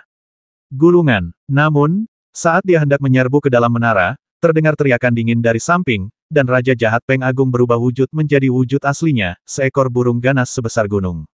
Dia mencengkeram wanita tua itu dengan satu cakar, lalu mencabiknya menjadi 2 tanpa ragu. Darah berceceran di tanah. Kemudian tatapannya tajam dan dingin, menyapu seluruh wilayah, dan suaranya rendah anak-anak muda, masuklah ke menara satu persatu. Siapapun yang membuat masalah akan mati. Metode pembasmian yang begitu cepat dan drastis serta ancaman pembasmian yang mengerikan itu mengejutkan para kultivator di sekitarnya. Belum lagi para tetua yang ingin melarikan diri ke menara dan tidak berani masuk, bahkan generasi muda yang berebut untuk masuk ke menara karena panik pun menjadi diam. Meskipun mereka masih ketakutan, tidak ada yang berani masuk. Satu persatu, tidak mampu menahan rasa takut di hati mereka, mereka masuk ke menara satu demi satu. Harta karun ini adalah senjata abadi, tetapi runenya hilang. Harta karun ini tidak dapat menampung begitu banyak orang. Seseorang harus mengirimkannya. Tuan Tuling, tolong. Setelah Bai Qianzhang menyerahkan menara kecil itu, ia membungkuk kepada kepala biara kuil Lingshan, dan kemudian tanpa membuang waktu, ia terbang menuju tempat di depan di mana guntur paling padat. Ketika para kultivator melihatnya bergegas ke sana, mereka terkejut karena mereka pikir ini sama saja dengan mencari kematian. Namun segera, Raja Jahat Dapeng dan Patua Hukin juga bereaksi, menyusulnya, dan bergegas menuju tempat di mana guntur paling padat bersamanya. Fang Xing masih di sana, tetapi apa yang ingin mereka lakukan sekarang adalah menyelamatkannya terlebih dahulu. Kekacauan, kekacauan, kekacauan. Pada saat ini, tidak ada tempat yang aman antara langit dan bumi. Di daerah yang diselimuti oleh malapetaka surgawi yang mengerikan ini, semua sekte berada dalam kekacauan. Ada banyak tokoh penting dengan identitas luar biasa yang diselimuti oleh guntur yang tiba-tiba dan mengerikan ini, dan mereka langsung tersambar petir hingga tewas bahkan tanpa sempat bereaksi. Mereka tidak tahu apa yang terjadi sampai mereka meninggal. Bahkan mereka yang selamat untuk sementara waktu melarikan diri dengan panik. Namun, kemanapun mereka melarikan diri, guntur akan turun, dan nyawa para pembudidaya tidak ada artinya saat ini. Siapa gerangan yang ada di sana? Kepala biksu kuil Lingshan juga memiliki wajah muram saat ini. Dia mengangkat kepalanya dan melihat ke arah Jiu Tian. Ada kesungguhan dan kewaspadaan yang belum pernah terjadi sebelumnya di matanya. Tepat ketika dua bibit abadi besar hendak menentukan pemenangnya, siapakah yang mengira akan terjadi perubahan besar di langit dan bumi? Guntur turun dari langit, menewaskan banyak praktisi seperti membantai ayam dan guk-guk. Awan yang berisi guntur surgawi yang mengerikan itu sebenarnya telah perlahan mengembun dan turun, tetapi metode yang digunakan oleh awan untuk menyembunyikan energi itu sangat misterius dan mereka berada jauh dari bumi. Selain itu, Fang Xing dan Cao Situ berada di tengah-tengah pertempuran yang menentukan di bawah, dan semua pembudidaya terfokus, jadi tidak ada yang menyadarinya sampai guntur surgawi turun. Namun, sudah terlambat untuk melarikan diri. Mereka telah jatuh ke zona kematian yang mengerikan, tanpa cara untuk melarikan diri atau bersembunyi, dan mereka bahkan tidak bisa melawan. Mati. Akibat yang dihadapi semua kultivator di alam ini adalah kematian. Mereka yang kultivasinya lemah dan reaksinya lambat langsung berubah menjadi abu saat guntur menyambar. Mereka yang reaksinya cepat berhasil melarikan diri sementara dengan bantuan senjata sihir Tao atau perlawanan dari tokoh-tokoh kuat. Namun, menghadapi guntur yang terus jatuh dari langit, perasaan putus asa muncul di hati mereka. Di area yang diliputi guntur, ada beberapa kematian di mana-mana. Kemana mereka bisa melarikan diri? Pada saat ini, para pendeta yang biasanya sombong dan berwibawa itu seperti anak-anak bodoh yang telah memasuki medan perang di bawah perubahan ini. Mereka bahkan tidak tahu apa yang sedang terjadi. Mereka hanya tahu bahwa mereka berada dalam situasi yang sangat berbahaya dan bisa kehilangan nyawa mereka kapan saja. Namun, mereka tidak tahu kemana harus melarikan diri. Jika mereka tidak melarikan diri, mereka mungkin akan kehilangan nyawa mereka di detik berikutnya. Namun, bahkan jika mereka melarikan diri, mereka masih bisa kehilangan nyawa mereka kapan saja. Dan mereka sama sekali tidak dapat melawan hal-hal yang mengancam mereka, jadi mereka hanya bisa duduk dan menunggu kematian. Guru, selamatkan aku. Kakak, adik, sudah berakhir, sudah berakhir. Apakah malapetaka akan datang? Apakah kita semua akan mati? Seluruh wilayah menjadi kacau, dengan suara gemuruh dan teriakan yang tak terhitung banyaknya, dan para pendeta berjadewa seperti hujan, dengan korban yang tak terhitung banyaknya. Apakah ini malapetaka yang legendaris? Ada yang putus asa, mengira bahwa kiamat sudah dekat, bahwa malapetaka yang selama ini digembar-gemborkan banyak orang, semua orang pasti akan mati dalam malapetaka ini, tidak ada jalan keluar, tidak ada jalan untuk menghindarinya, menghadapi krisis kematian di mana-mana, bahkan sudah menyerah untuk bisa lolos, semua berlutut di tanah dengan putus asa, berdoa kepada langit, jinak seperti anak domba, menunggu dengan tenang datangnya kematian. Ada yang tidak mau menyerah. Mereka berteriak keras, melesat ke angkasa, bahkan ingin bertarung sampai mati dengan malapetaka surgawi. Namun itu sia-sia, bagaikan belalang yang mencoba menghentikan kereta perang, kekuatan kesengsaraan surgawi itu sangat mengerikan, hampir jauh melampaui kekuatan para kultivator yang melampaui kesengsaraan, bahkan dapat dibandingkan dengan kekuatan seorang abadi sejati. Para kultivator yang telah bergegas ke surga ke-9 hanya akan mati lebih cepat jika mereka menghadapi kesengsaraan surgawi secara langsung. Siapa itu? Siapa di sana? Pada saat ini, kepala biksu kuil Lingshan juga sedang menatap ke arah kehampaan.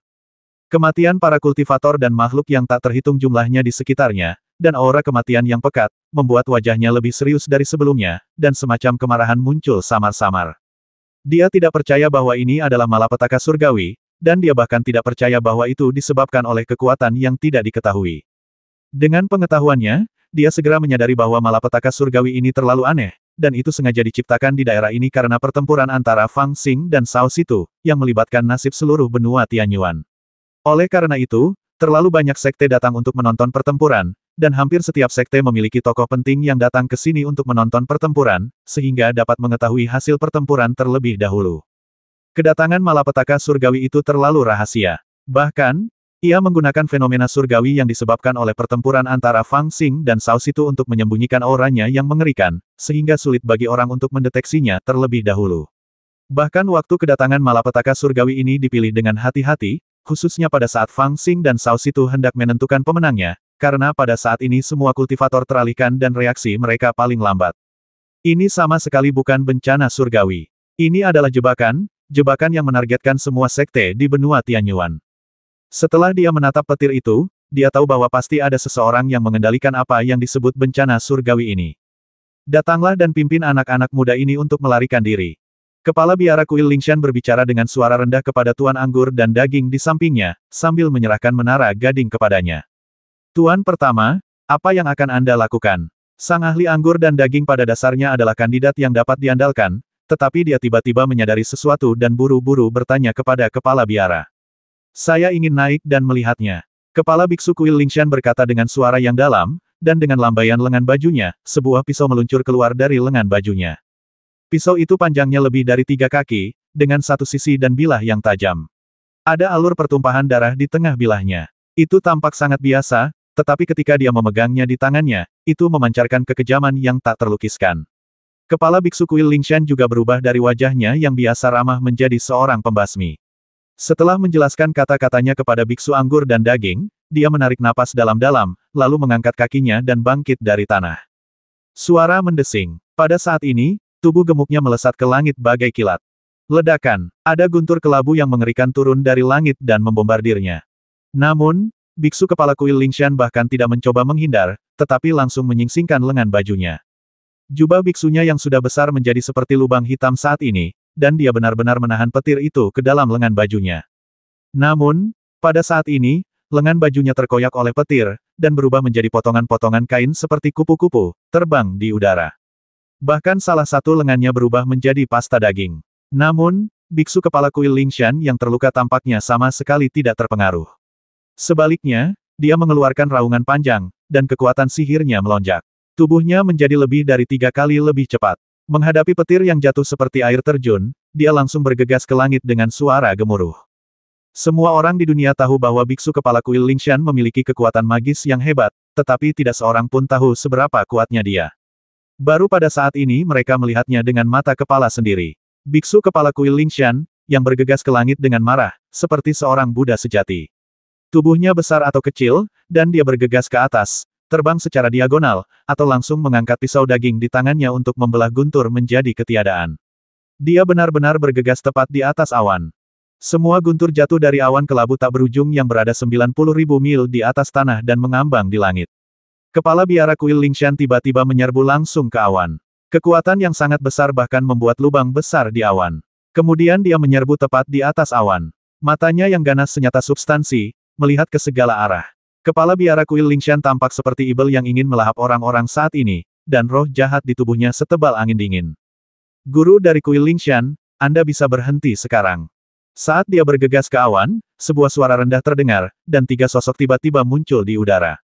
Masing-masing dari mereka memiliki aura yang sangat kuat dan roh peri yang samar. Mereka adalah penguasa dunia peri kecil. Mereka tampaknya telah menunggu di sini untuk waktu yang lama.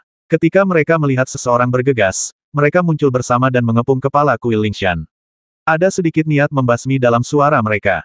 Siapa yang mengatur semua ini? Novel terbaru diterbitkan pertama kali di Liu 9 Suba. Terserang langsung dari bawah, meskipun kepala biksu kuil Lingshan memiliki kekuatan magis yang hebat, dia juga terluka parah. Jubah biksunya robek dan bahkan kulit perunggunya retak. Darah keemasan membentuk garis dan meluncur turun dari bilah pedang. Dia adalah pemimpin kita bersama, calon penguasa Tianyuan. Seorang pemimpin dari negeri dongeng kecil berbicara dengan suara pelan, dan sepertinya ada sedikit emosi dalam suaranya. Keluarlah dari sini, kalian orang menyebalkan, dan biarkan apa yang kalian sebut tuan kalian keluar. Kepala biksu kuil Lingshan bahkan tidak mau mendengarkan. Dia meraung marah, bergegas maju, dan menghunus pisau jagal dengan ganas. Di bawah pengaruh aura pembasminya yang mengerikan, 3 penguasa dunia peri kecil itu terkejut. Pada saat yang sama, mereka menggunakan sihir yang luar biasa untuk menghalangi di depan mereka, tetapi pisau jagal itu menyapu, dan tampaknya memiliki kekuatan yang mengerikan untuk melanggar semua aturan. Hampir ketika kepala biksu kuil Lingshan bergegas maju, 2 dari 3 tuan itu kepalanya dipenggal oleh pisaunya, dan yang tersisa menghalangi di depannya. Dia sangat takut sehingga wajahnya berubah drastis, dan dia secara tidak sadar ingin melarikan diri ke samping, tetapi kepala biksu kuil Lingshan langsung bergegas maju, dan dia tidak dapat menghindar. Engah, keganasan kepala kuil Lingshan tak terlukiskan. Menghadapi tuan negeri peri kecil yang ketakutan yang menghalangi jalannya, dia tidak menghunus pedang atau menghindar, tetapi langsung menyerbu. Tubuh perunggu dan lengan besinya seperti senjata, dan dia langsung menyerang tuan negeri peri kecil itu. Namun, yang terdengar hanyalah suara embusan. Tuan yang memiliki kekuatan untuk melampaui malapetaka itu dihantam oleh kepala kuil Lingshan, dan daging serta darahnya beterbangan kemana-mana. Daging dan jiwanya, senjata sihir, dan kekuatan sihirnya semuanya hancur berkeping-keping. Kepala kuil Lingshan, yang tubuhnya ditutupi saus daging, bahkan lebih ganas. Dia telah melihat bahwa di atas awan malapetaka ini, ada lautan cahaya keemasan, yang tak berujung dan menyebar langsung ke kehampaan di luar Tianyuan. Dia tahu ke sanalah dia ingin pergi. Dia tiba-tiba mengeluarkan raungan panjang dan menyerbu dengan pedang. Siapa gerangan yang telah menyinggung Tian Yuanku? Tunjukkan padaku sifat aslimu. Raungan kepala biara kuil Lingshan bergema di seluruh alam semesta, bahkan dari 9 langit hingga ke bumi. Seekor belalang sembah mencoba menghentikan kereta perang. Tepat saat dia hendak menerjang ke depan lautan keemasan, tiba-tiba, sebuah cakar yang sangat besar terentang dan menusuk dadanya dengan ganas. Kekuatan mengerikan yang tak terbatas meledak, dan bahkan kepala kuil Lingshan tidak dapat menahannya. Dia langsung dirobohkan dari langit oleh cakar ini. Melalui awan bencana, itu seperti gunung, menekannya ke tanah dengan keras. Bumi bergetar dan berguncang hebat, dan gunung-gunung retak, dan sebuah lubang besar dengan radius beberapa mil muncul. Bahkan di saat kesengsaraan surgawi sedang dalam bahaya besar, semua kultivator terkejut dengan hal ini. Semua orang berbalik dan melihat cakar emas yang jatuh dari langit seperti pilar surga, dan tubuh serta pikiran mereka gemetar. Pada saat ini, seorang pria berjubah hijau dengan mata emas muncul dalam bencana surgawi. Dia memegang dekrit emas di tangannya dan perlahan-lahan menyapu matanya ke arah para pembudidaya manusia yang ketakutan di bawah. Dengan senyum menghina di wajahnya, suaranya menyebar samar-samar ke seluruh lingkungan. Dewa-dewa telah turun ke dunia manusia, dan semua makhluk di Tianyuan akan menjadi budaknya. Dewa-dewa telah turun ke dunia manusia, dan semua makhluk di Tianyuan akan menjadi budaknya. Pemuda bermata emas yang sedang berbicara itu melayang di udara, memegang dekrit emas di tangannya, menyebarkan kalimat ini kemana-mana. Kemudian dia tersenyum, membuang dekrit itu, meletakkan tangannya di belakang punggungnya, dan melihat sekeliling dengan tenang, terutama ke tempat Fang Xing dan Sao Situ sedang berduel. Dia tampak sedang berpatroli, dan kemanapun matanya memandang, dia melihat penampilan menyedihkan para biksu dari berbagai sekte yang diselimuti guntur langit. Dia tampak merasa sangat bahagia, dengan sedikit senyum di wajahnya, dia menarik napas dalam-dalam, dan bau darah yang memenuhi udara memabukkannya. Ya dewa, siapakah engkau? Tepat setelah dia melafalkan dekrit itu, teriakan marah tiba-tiba terdengar di kehampaan tidak jauh dari sana. Orang yang berbicara adalah seorang biksu tua berjubah Tao, berlumuran darah, bercampur dengan kerumunan. Saat ini, dia relatif dekat dengan pria dengan pupil emas itu. Pada saat ini, dia tiba-tiba melompat, tubuhnya membesar, dan bergegas ke arahnya seperti kilatan petir. Kekuatannya sudah di alam Mahayana jiwa baru lahir, dan dia adalah penguasa pulau-pulau peri penglai di wilayah timur.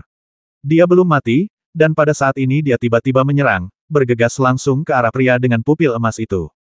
Rakyat, menghadapi serangan berkekuatan penuh dari seorang kultivator di tahap Naschen Sol, bahkan kekosongan pun berubah warna. Dibandingkan dengan aura yang tampak biasa dari pemuda bermata emas itu, aura itu sebesar gunung. Namun, pemuda bermata emas itu sama sekali tidak peduli dengan serangan mendadak ini. Sebaliknya, sedikit seringai muncul di wajahnya. Dia tetap melangkah maju perlahan dan menyapu kekosongan. Siapa bilang kita manusia? Ketika dia melangkah, sosoknya telah mengalami perubahan yang tak terlukiskan. Seluruh tubuhnya membengkak banyak, dan 3 kali lebih tinggi dari tubuh aslinya, seperti pagoda emas. Kulitnya berubah menjadi keemasan, dan ada garis-garis alami di atasnya, seperti kilat. Dahinya memanjang, dan tanduk aneh tumbuh di atasnya. Pahanya juga menjadi sangat tebal, dengan duri di persendiannya. Cakarnya yang tajam hampir seperti pedang yang mencengkeram erat ke dalam kekosongan, dan 3 pasang sayap membran tumbuh di punggungnya. Ledakan. Setelah berubah menjadi wujud ini, kecepatannya menjadi sangat cepat. Dia menendangkan kakinya ke udara, dan 3 pasang sayap membran di belakangnya berkibar. Seluruh orang itu menghilang di tempat. Begitu cepatnya sehingga bahkan kesadaran Master Pulau Penglai, yang berada di alam Mahayana jiwa baru lahir, tidak dapat menangkap sosoknya. Ketika dia muncul kembali, dia sudah berada di belakang Master Pulau Penglai, dan cakarnya yang tajam langsung mencengkeram kepala Master Pulau Penglai. Suara serak dan menakutkan terdengar dengan suara rendah, kami adalah dewa, dewa yang mengendalikan hidup dan mati semua makhluk di dunia. Selagi dia bicara, cakarnya sudah mengencang. Penguasa Pulau Penglai tidak pernah menyangka bahwa kekuatannya akan meningkat begitu cepat dalam sekejap. Dia ketakutan dan ingin segera melarikan diri. Namun, ketika monster itu mengulurkan cakarnya untuk mencengkeram kepalanya, tanda alami di kelima jarinya tiba-tiba bersinar, dan aliran cahaya melonjak seperti air. Itu benar-benar membentuk domain di antara jari-jarinya, memenjarakan jiwa penguasa Pulau Penglai di kepalanya. Di hadapan para dewa, sekalipun kamu telah mencuri sedikit dari jalan agung, bagaimana kamu dapat dibandingkan dengan kami, para dewa alam? Monster itu tertawa pelan, lalu menggunakan cakarnya untuk menarik kepala penguasa Pulau Penglai yang berdarah langsung dari tubuhnya. Sambil tertawa keras, ia membuangnya, memiringkan kepalanya ke belakang, membuka mulutnya yang berdarah, dan menelan kepala yang masih berisi jiwa penguasa Pulau Penglai dalam satu tegukan. Ia menggigitnya beberapa kali, lalu menelannya ke dalam perutnya dan menghela napas puas. Biksu manusia adalah hewan yang sangat baik. Penampilannya perlahan berubah kembali menjadi pemuda anggun berbaju biru.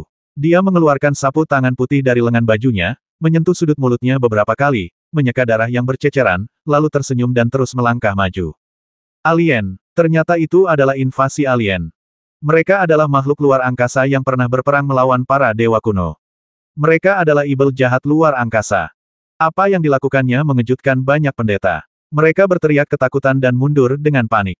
Menghadapi pemuda yang tampak anggun berbaju biru ini, mereka hampir lebih takut daripada menghadapi bencana alam. Mereka baru menyadari saat itu bahwa ini sama sekali bukan malapetaka, melainkan invasi makhluk dari luar wilayah kekuasaan. Selain itu, mereka yang berpengetahuan luas masih ingat bahwa buku-buku kuno pernah mencatat makhluk-makhluk dari luar wilayah kekuasaan berperang melawan para dewa kuno, tetapi catatan itu sudah terlalu lama berlalu, begitu lama berlalu hingga hampir hilang di dunia manusia, dan hanya bayangan samar yang tersisa. Saat memikirkan invasi makhluk purba ini, banyak pendeta menjadi ketakutan dan keinginan mereka untuk bertarung memudar seperti air pasang. Ini adalah makhluk yang dulunya memiliki kekuatan untuk berperang melawan para dewa kuno. Seberapa mengerikankah kekuatan itu? Terutama monster yang terlihat sangat muda itu, yang benar-benar membasmi pemilik Pulau Penglai yang berada di tahap Naschen Sol Mahayana dengan satu pukulan. Gerakannya sangat mudah dan sepertinya dia tidak menggunakan kekuatan penuhnya. Bukankah itu berarti kekuatannya setidaknya sebanding dengan seorang kultivator yang telah melampaui kesengsaraan?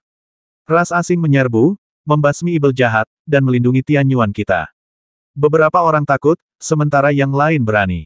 Serangan oleh pemuda bermata emas setelah menampakkan wujud aslinya tidak membuat semua orang takut. Sebaliknya, banyak orang yang benar-benar marah padanya. Hampir di saat berikutnya, banyak raungan terdengar di kehampaan. 4 atau 5 aura besar terungkap, dan sosok-sosok bergegas keluar dari kehampaan, melakukan semua jenis kekuatan magis dan memanggil semua jenis senjata ajaib. Mereka bergegas menuju pemuda bermata emas dengan kesedihan dan kemarahan. Di antara mereka adalah bayangan kepala keluarga Meng dan beberapa patriark klan Beiming. Kau mencari kematian. Pemuda dengan pupil mata berwarna emas itu melihat ini dan menunjukkan sedikit ketakutan di wajahnya. Dia berhenti sejenak, tetapi dia tidak berniat mundur. Sebaliknya, senyum jahat muncul di sudut mulutnya. Dia merasa bahwa para kultivator hebat yang menyerbu ke arahnya ini sangat konyol, dan kemudian dia melambaikan tangannya. Tiba-tiba, sebuah petir yang jauh lebih kuat daripada kesengsaraan surgawi biasa turun dari langit. Petir itu bergemuruh di kehampaan, dan sekelompok kultivator tua yang menyerbu ke arahnya juga terguncang dan terbang ke sana kemari meskipun mereka tidak terkena petir itu. Itu juga karena kalian saling bertarung dengan sengit dan hanya tertarik untuk mendapatkan keuntungan, tetapi kalian hanya berdiri di sini dan menonton orang-orang bertarung, yang memberi kami kesempatan untuk menangkap kalian semua sekaligus. Makhluk seperti kalian yang hanya tahu cara bertarung satu sama lain, kualifikasi apa yang kalian miliki untuk melindungi kekayaan? Pemuda dengan pupil emas itu mencibir dengan suara rendah, lalu suaranya tiba-tiba meninggi mulai sekarang, semua makhluk Tianyuan akan menjadi budak. Saat suaranya terdengar, seluruh area bergetar. Di kehampaan dan di atas 9 langit, cahaya keemasan mulai muncul. Tampaknya matahari yang tak terhitung jumlahnya telah tenggelam dari awan, memunculkan kabut yang luas. Pada saat ini, guntur semakin berkurang, dan awan guntur secara bertahap menjadi lebih tipis. Tampaknya guntur dengan kekuatan yang mengerikan bukanlah senjata ajaib yang dapat membombardir tanpa batas. Hanya saja saat guntur semakin berkurang, keberadaan yang siap untuk pergi di balik awan mulai turun. Ketika mereka menampakkan wujud aslinya, dunia menjadi sunyi. Padat, tak terbatas. Novel terbaru diterbitkan pertama kali di Liu 9 Suba. Di awan dan di 9 langit, ada berbagai macam makhluk aneh, terbagi dalam kelompok-kelompok yang berbeda. Sekilas, itu tampak seperti lautan. Kekuatan salah satu dari mereka begitu mengerikan sehingga tidak terbayangkan. Jumlah mereka yang telah muncul tidak kurang dari beberapa ribu, dan ini seperti gunung es. Tidak ada yang tahu berapa banyak lagi yang belum muncul. 3.000 dewa memasuki Tianyuan. Mereka yang menjadi budak akan hidup, dan mereka yang tidak menyerah akan mati. Dengan munculnya makhluk-makhluk itu, terdengarlah suara gemuruh yang dahsyat di udara, menggetarkan keempat penjuru mata angin, bahkan langit pun ikut bergetar. Wus, wus, wus, wus. Dengan teriakan keras ini, makhluk-makhluk tak berujung di udara tiba-tiba semua bergegas turun. Mereka yang bertaring menunjukkan taring mereka, dan mereka yang bercakar menunjukkan cakar mereka. Semua jenis rune aneh dan ganjil bangkit. Mereka semua memiliki kekuatan magis mereka sendiri, dan sangat ganas dan haus darah. Mereka bergegas turun langsung ke arah para biksu yang masih hidup dari berbagai sekte di bawah, membasmi mereka tanpa ampun. Awalnya, ada puluhan ribu kultivator dari berbagai sekte yang datang untuk menyaksikan pertarungan antara dua bibit abadi besar Tianyuan. Dapat dikatakan bahwa mereka termasuk para elit dari banyak sekte dan para tetua yang berkuasa. Mereka yang tidak memiliki status yang cukup tidak memiliki kualifikasi untuk datang sama sekali. Namun, setelah gempa bumi dan pembersihan alam yang tiba-tiba itu, sebagian besar dari puluhan ribu kultivator hampir musnah. Mereka yang selamat semuanya adalah kesayangan dewa yang sangat beruntung. Namun, sebelum mereka sempat bersukacita atas pelarian mereka, mereka dikelilingi oleh makhluk dewa yang kuat dan ganas ini. Makhluk-makhluk itu tidak semuanya sama, dan masing-masing memiliki perbedaan yang sangat jelas. Sekilas, orang bisa melihat lusinan perbedaan. Beberapa tampak seperti belalang sembah, beberapa memiliki tubuh seperti ular dan ditutupi baju besi, beberapa hanya seukuran kepalan tangan, tetapi mereka melompat ke udara dan menggerogoti otak semua pembudidaya. Beberapa bahkan tampak seperti manusia, tetapi memiliki kekuatan magis yang sama sekali berbeda dari manusia. Tetapi tidak peduli apa, mereka semua memiliki satu kesamaan, yaitu keganasan dan kekuatan. Yang bergegas ke depan bahkan lebih dari itu. Sua, sua, sua. Kepala-kepala yang tak terhitung jumlahnya beterbangan, daging dan darah yang tak terhitung jumlahnya berceceran, pendeta yang tak terhitung jumlahnya meninggal, dan darah serta tulang-tulang mereka terhisap. Kami menyerah, kami menyerah. Beberapa orang begitu ketakutan hingga mereka berlutut di udara, menyembah dan memohon agar selamat. Beberapa orang benar-benar putus asa saat ini. Mereka mengayunkan senjata mereka dengan liar, bertarung dengan makhluk yang sama sekali tidak mereka pahami, dan berteriak dengan sedih apakah ini malapetaka? Apakah ini akhir dari Tianyuan? Bagaimana bisa datang begitu tiba-tiba? Di mana para orang suci? Di mana bibit abadi? Mengapa tidak ada yang keluar untuk membantu kita melawan malapetaka? Mengapa tidak ada yang keluar untuk membasmi monster-monster ini? Di benua Tianyuan, legenda tentang malapetaka besar memiliki sejarah yang panjang.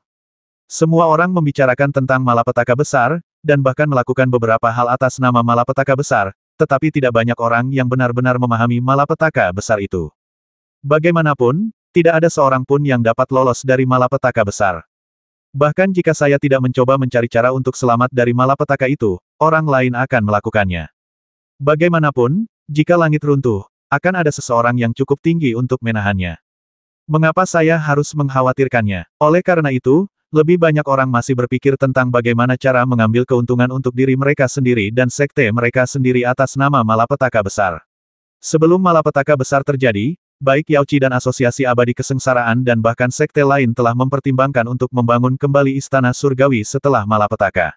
Kejadian ini menunjukkan bahwa tetapi pada saat ini, serangan kejutan yang tiba-tiba ini membuat semua pembudidaya benar-benar merasakan keputusasaan. Mereka mengira jika malapetaka itu datang, orang-orang suci akan mampu bertahan, tetapi orang-orang suci itu tidak muncul. Mereka mengira ketika malapetaka besar datang, leluhur dari Crossing Tribulation akan memiliki kekuatan sihir yang besar dan akan mampu melawan malapetaka besar, namun Crossing Tribulation tidak muncul. Mereka awalnya berpikir bahwa ketika malapetaka besar datang, para Master Klan dan Master Tao yang sangat kuat itu akan melawannya.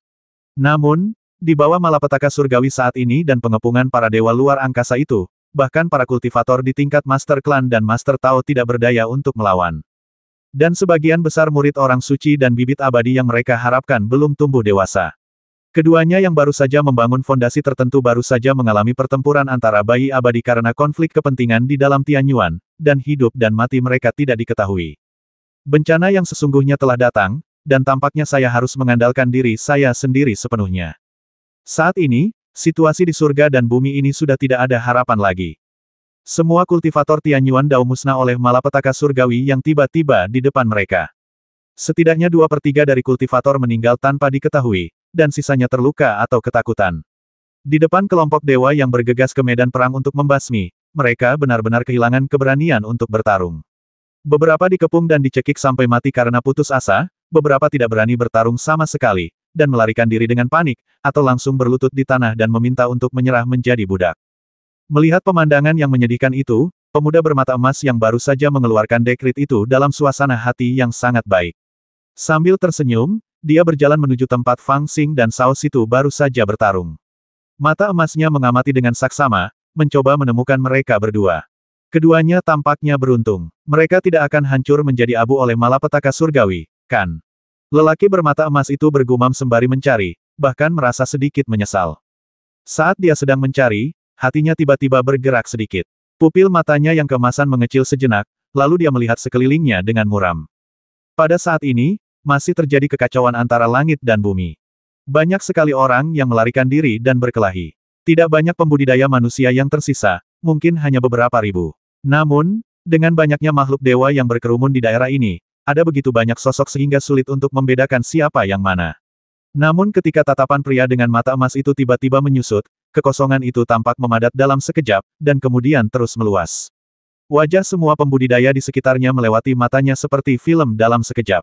Tak lama kemudian dia melihat sebuah sosok, senyum muncul di wajahnya, lalu dia terbang keluar. Aku tahu kau tidak akan mati semudah itu. Desir.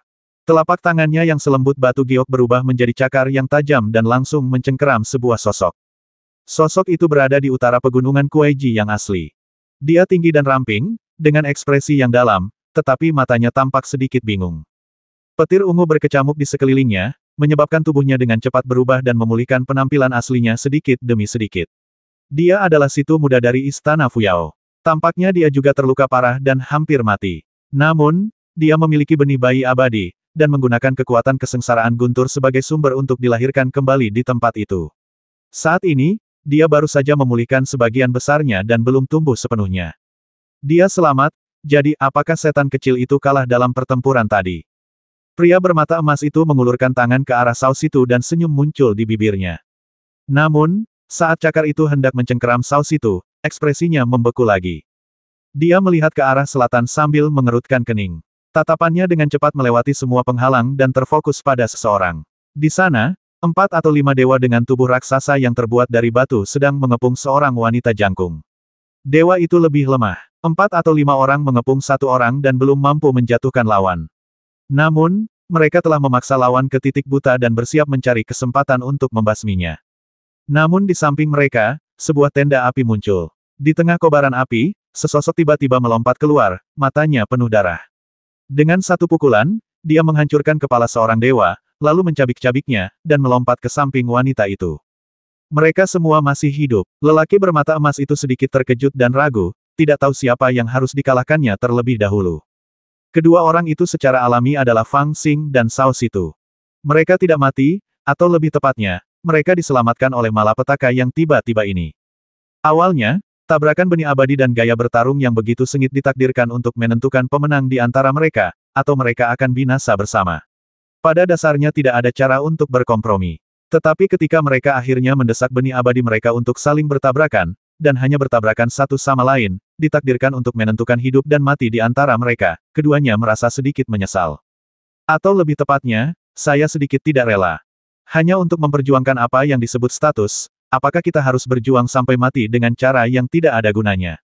Akan tetapi, meski aku enggan dan bimbang, anak panah itu sudah tertancap pada tali busur dan harus ditembakkan. Sejak kedua pria itu mulai bertarung, tidak ada ruang untuk kompromi.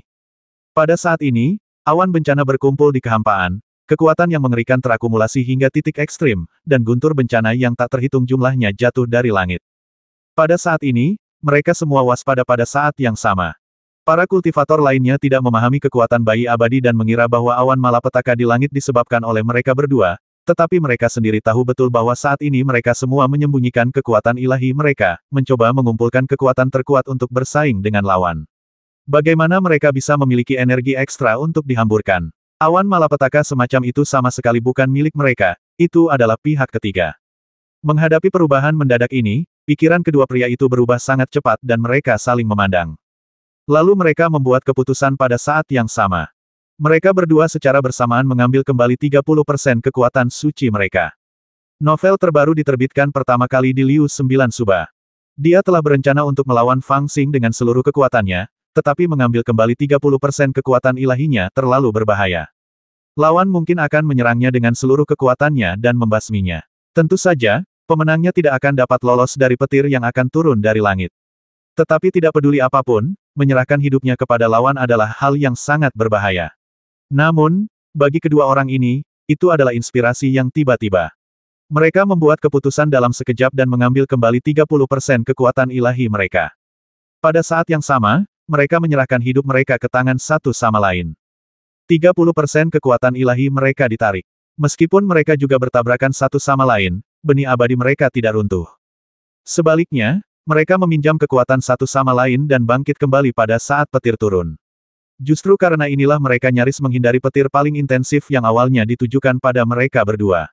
Tentu saja, meskipun benih abadi mereka tidak runtuh, tabrakan 70% kekuatan mereka juga menyebabkan mereka terluka parah pada saat yang sama. Selain itu, petir itu memengaruhi tubuh kedua orang itu dan mereka tidak pulih dalam waktu singkat. Fang Xing terpental ke selatan dan berubah menjadi awan api samar. Awan itu tampak seperti bola api hampa yang disebabkan oleh petir, yang tidak terlalu kentara. Dia juga terluka parah. Dia butuh secangkir teh untuk memperbaiki tubuh aslinya. Selama minum teh itu, dia tidak bisa bergerak atau berbicara, tetapi api itu adalah api abadinya, yang merupakan kesadaran spiritualnya. Itu memungkinkannya untuk benar-benar merasakan, mendengar, dan melihat segala sesuatu yang terjadi di sekitarnya. Pemandangan neraka dan pembantaian seperti kiamat ini membuatnya tercengang. Bagaimana ini bisa terjadi? Apa-apaan makhluk-makhluk ini? Mengapa mereka begitu kuat dan begitu kejam? Kita harus menyelamatkan Xiao Fangxing. Dia melihat paman 11, Pak Tua Huqin, dan Raja Jahat Peng Agung bergegas ke medan perang untuk menyelamatkannya meski di tengah guntur dan kilat. Namun, dia tidak menyangka bahwa gugusan api hampa di sampingnya sebenarnya adalah dia, melaju melewatinya dan bergegas ke area paling berbahaya tanpa ragu-ragu. Dia melihat Peng Wu dari Lone Blade Mountain terkena gerakan surgawi, separuh tubuhnya langsung menghilang, dan separuh tubuhnya yang lain ketakutan dan marah, memegang tombak besi dan melolong ke langit, berteriak siapa yang ingin membasmiku. Datang dan lawan jika kau punya nyali. Dia juga melihat kepala biksu Kuil Lingshan, yang marah seperti ibel, memegang pisau jagal dan melesat langsung ke langit, lalu ditampar oleh tangan besar yang tampak seperti pilar surga, dan terkulai di tanah. Dia melihat lelaki bermata emas memegang dekrit, dan teringat pertempuran singkat di Gunung Kunlun. Ketakutan yang tak berujung muncul di hatinya. Ternyata keberadaan yang mengerikan ini sudah ada di Tianyuan. Mungkin mereka datang ketika negeri dongeng kecil itu datang. Dia sebenarnya telah menemukan keberadaan mereka, tetapi dia tidak menganggapnya serius. Karena dia memiliki terlalu banyak hal dalam pikirannya, dia tidak memikirkannya dengan saksama. Dia hanya berpikir bahwa dia adalah putra dewa yang dibudidayakan oleh negeri dongeng kecil dan sama sekali tidak penting. Dia dipenuhi dengan keterkejutan, keraguan, kesedihan, dan kemarahan yang tak berujung, tetapi untuk sesaat, dia tidak dapat bergerak dan hanya bisa menonton dengan tenang. Dia melihat banyak sekali perkelahian terjadi di sekitarnya, banyak sekali orang yang tewas di hadapannya, banyak sekali orang yang berteriak putus asa, banyak di antara mereka adalah orang-orang yang dikenalnya, orang-orang yang dikenalnya. Dia ingin mengulurkan tangan untuk menolong, tetapi dia bahkan tidak dapat menggerakkan satu pikiran pun. Pada saat yang paling menyedihkan ini, dia hanya bisa menjadi penonton. Banyak sekali kultivator Tianyuan yang terbasmi oleh malapetaka surgawi di sekitar mereka, menangis dan meratap, dan dicabik-cabik oleh para dewa yang turun, dengan darah mereka dihisap dan tulang-tulang mereka dimakan. Namun, Fang Xing, yang terluka parah, hanya bisa berubah menjadi bola api liar, menyembuhkan luka-lukanya dalam api, dan memadatkan kembali kekuatan sihirnya. Meskipun dia hanya menggunakan 70% kekuatannya dalam tabrakan dengan Sao Situ, dia terluka parah dan mustahil baginya untuk kembali ke puncak dalam waktu singkat. Ini karena dia memiliki api sejati samadhi sebagai benih abadinya. Kalau tidak, seorang kultivator Yuanying biasa pasti akan terbasmi setelah tabrakan seperti itu. Dari mana datangnya monster jahat ini yang berani menyakiti penduduk negeri IBL-ku? Dia melihat kera putih tua dari Gunung Sage Agung, yang selalu tersenyum dan sama sekali tidak memiliki aura, seperti orang tua yang pemarah di dunia, tiba-tiba menjadi marah, dengan rambut putihnya berdiri tegak, dan melesat ke udara dengan tongkat huntian di tangannya. Beberapa makhluk berbentuk belalang para dewa menghancurkan 3 atau 4 belalang menjadi pasta daging, dengan darah dan daging beterbangan di mana-mana. Namun, seekor belalang bersayap ungu mendekatinya tanpa suara dari belakang dan menusuknya di dada. Sepasang matanya yang berwarna merah darah yang dipenuhi amarah berangsur-angsur meredup dan akhirnya menghilang. Betapapun merajalelanya kalian para ibel, saat aku kembali, aku pasti akan. Dia juga melihat kepala keluarga Meng, yang telah meninggalkan semua anggota klannya dan melarikan diri dalam sekejap mata, sambil mengumpat keras saat dia melarikan diri. Namun, ketika dia melarikan diri di depannya, dia masih dikelilingi oleh beberapa makhluk aneh yang berukuran sebesar kepalan tangan, tetapi memiliki taring setengah dari ukuran tubuh mereka. Mereka bergegas dan menggerogoti daging dan darahnya. Pada akhirnya, mereka menggerogotinya hidup-hidup hingga menjadi tulang-tulang kering, dan dia jatuh sambil berjuang. Aku bersedia menjadi budak, aku bersedia menjadi budak. Dia juga melihat seorang pemilik gedung dari Bayu Jing berlutut di tanah, memohon belas kasihan dengan keras, tetapi ditampar sampai mati oleh makhluk yang terinspirasi membasmi dari klan dewa. Berbagai adegan, entah tragis, heroik, atau konyol, tengah terjadi di sekitar kita. Pada saat ini, Fang Xing benar-benar menjadi penonton. Meskipun matanya berlumuran darah, dia masih tidak berdaya. Di manakah monster tua yang sedang melewati masa kesusahan? Di mana orang-orang kudus? Dia juga sangat cemas. Mengapa tidak ada satupun dari orang-orang penting itu yang muncul saat ini untuk melawan bencana? Perubahan yang mengejutkan terjadi di area ini, tidak ada alasan bagi orang-orang itu untuk tidak mengetahuinya.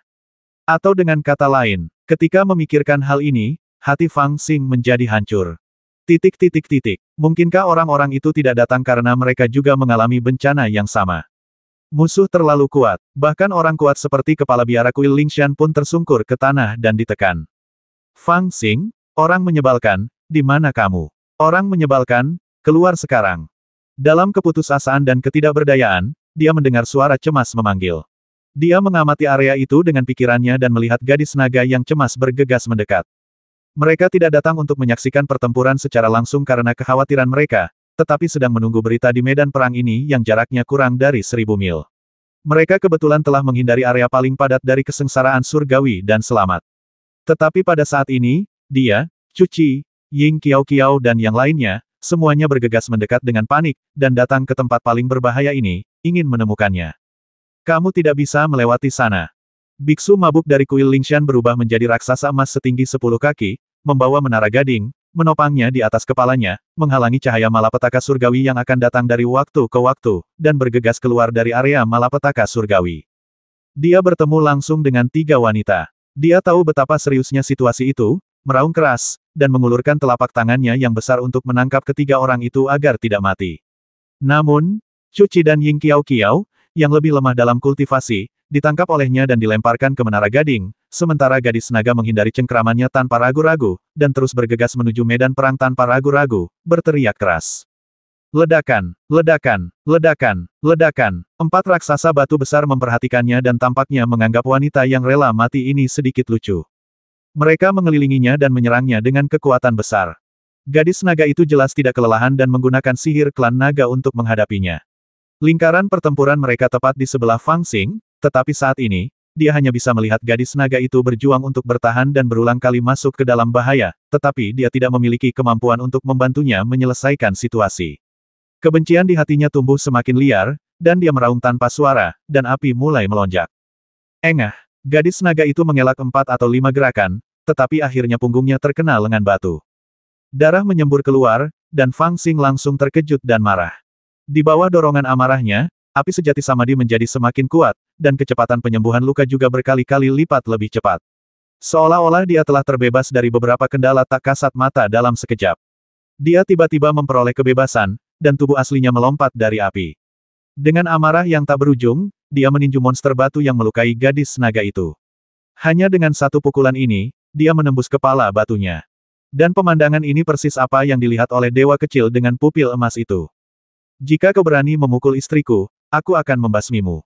Pada saat ini, Fang Xing telah menahan banyak amarah di dalam hatinya, matanya merah seperti api, dan dia meraung dan bergegas menuju para dewa itu. Sutra pemecah formasi juga diaktifkan ke level terkuatnya saat ini. Dengan setiap gerakan yang dia lakukan, dia seperti dewa yang menyerbu ke dalam formasi, tak terkalahkan. Dia benar-benar berhadapan langsung dengan para raksasa batu ini. Kekuatan sihirnya tampak tak berujung, dan api yang mengamuk mengalir di sekelilingnya, seperti dewa perang. Dia tidak bisa bergerak sekarang, tetapi dia juga menemukan beberapa fenomena. Makhluk-makhluk yang menyebut diri mereka dewa ini memiliki kekuatan yang berbeda-beda. Yang kuat seperti pemilik cakar raksasa emas yang turun dari langit, yang menekan kepala biara kuil Lingshan ke tanah hanya dengan satu pukulan, atau seperti pemuda dengan mata emas, yang membasmi pemilik pulau Penglai dengan satu gerakan, semudah memotong melon dan sayuran. Tetapi kebanyakan dari mereka hanya pada tahap Nas Chen Sol, yang secara alami menakutkan dibandingkan dengan kultivator biasa, tetapi masih jauh di belakangnya. Monster-monster batu ini biasa saja, tidak seseram pemuda bermata emas itu.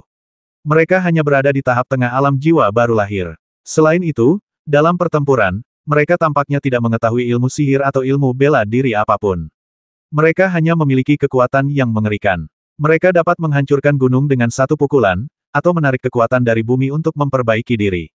Namun, di hadapan Fang Xing, kekuatan ini tampak lemah. Ledakan, ledakan, ledakan. Dengan setiap gerakan yang dilakukannya, dia mengerahkan kekuatan seperti gunung, menghancurkan monster-monster batu hingga berkeping-keping. Keganasannya mengejutkan semua orang. Banyak dewa dan makhluk lain di sekitarnya telah memperhatikannya. Orang menyebalkan, kau masih hidup. Gadis naga, yang telah lolos dari situasi putus asa, benar-benar tertegun saat ini, dengan air mata mengalir di wajahnya. Pria pergi ke medan perang, wanita tidak boleh menangis, itu sial. Fang Xing melipat tangannya, menghancurkan kepala monster batu terakhir, dan berkata tanpa menoleh. Gadis naga itu tertegun saat ini. Dia mengangkat kepalanya dan melihat punggung Fang Xing. Tunggu aku di tempat yang aman dulu. Aku akan memanggil Paman Eleven dan yang lainnya kembali. Novel terbaru diterbitkan pertama kali di Liu 9 Suba. Fang Xing tidak punya waktu untuk berkata lebih banyak lagi. Dia memperingatkan dengan suara yang dalam, seolah-olah berjanji aku pasti akan kembali. Setelah mengatakan itu, dia melangkah maju dengan langkah lebar dan bergegas maju, meninggalkan gadis naga di belakang. Dia baru saja melihat Paman 11, Pak Tua Hukin, dan Raja Jahat Dapeng semuanya bergegas maju, ingin menyelamatkannya, tetapi akhirnya terjebak di dalamnya dan menghilang. Dia tidak bisa begitu saja pergi dan harus pergi dan membawa mereka bertiga kembali. Selain itu, dia telah memfokuskan perhatiannya dan telah dengan keras menghancurkan keempat monster batu itu. Dia telah menjadi sasaran banyak makhluk aneh. Akan terlalu tidak aman bagi gadis naga untuk mengikutinya. Suara mendesing. Dia menggunakan teknik gerakan tubuh bebas dan mudah dan menyerbu melintasi medan perang. Tidak ada lagi badai petir saat ini, tetapi kekosongan itu dipenuhi dengan makhluk-makhluk klan dewa yang mengejar para pembudidaya manusia dan membasmi mereka dengan gila-gilaan. Itu sama berbahayanya. Namun, teknik gerakan tubuh bebas dan mudah milik Fang Xing sangat misterius saat ini. Dia melewati udara dengan postur yang halus dan tidak terduga. Makhluk-makhluk klan dewa yang tak terhitung jumlahnya yang ingin bergegas untuk mengelilinginya terlewatkan, dan malah dirobek olehnya, menumpahkan sedikit darah dewa. Dia kemudian dengan santai membuang daging dan darah mereka dan terus bergegas ke tempat lain. Semua teknik kehidupan adalah jalan buntu, jadi aku akan berjuang untuk keluar. Tidak jauh dari sana, ada seorang wanita anggun, memegang pedang kristal hitam tembus pandang, bertarung sengit dengan makhluk-makhluk dewa. Separuh tubuhnya berlumuran darah, dan dia tampak sangat ganas dan sedikit histeris. Dia tidak lain adalah Peri Caca, Dewi Yinling Dao di wilayah utara Senzu, yang tampaknya telah mengendalikan segalanya. Dia adalah tipe orang yang lebih suka tidak mengambil tindakan daripada mengambil tindakan, tetapi sebenarnya kehilangan nyawanya saat ini. Ikuti aku. Fang Xing berbalik dan melewatinya. Citra dharmanya melonjak, dan niat pedang sihirnya menjadi lebih kuat. Dia memotong kepala makhluk protos yang bertarung dengannya, lalu berteriak padanya. Peri Caca lolos dari kematian, mendongak dan melihatnya, tanpa mengucapkan sepatah kata pun, hanya tersenyum tipis, dan mengikutinya, terus menyerang bersamanya. Tujuan Fang Xing adalah untuk menemukan Bai Qianzhang dan yang lainnya, tetapi medan perang terlalu kacau saat ini. Dia melihat sekeliling, tetapi tidak dapat menemukan jejak Paman 11 dan yang lainnya. Dia hanya bisa melihat pemandangan para kultivator Tian Yuan yang bertarung dan dibantai.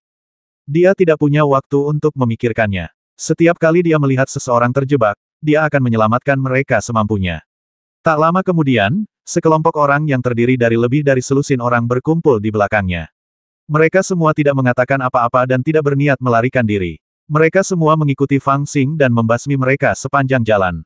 Jika kau ibel, aku akan membasmi ibel itu. Jika kau dewa, aku akan membasmi dewa itu. Saat mereka menyerbu ke depan, sebuah kelompok pertempuran tiba-tiba muncul di depan mereka, dan sebuah suara yang familiar terdengar dari sana. Fang Xing melihat lebih dekat dan melihat bahwa itu adalah Lu Fengxian. Dia sebenarnya dikelilingi dan dilawan oleh 3 dewa yang mengenakan baju besi. Meskipun para dewa ini memiliki bentuk dan kekuatan yang berbeda, mereka samar-samar dapat membedakannya.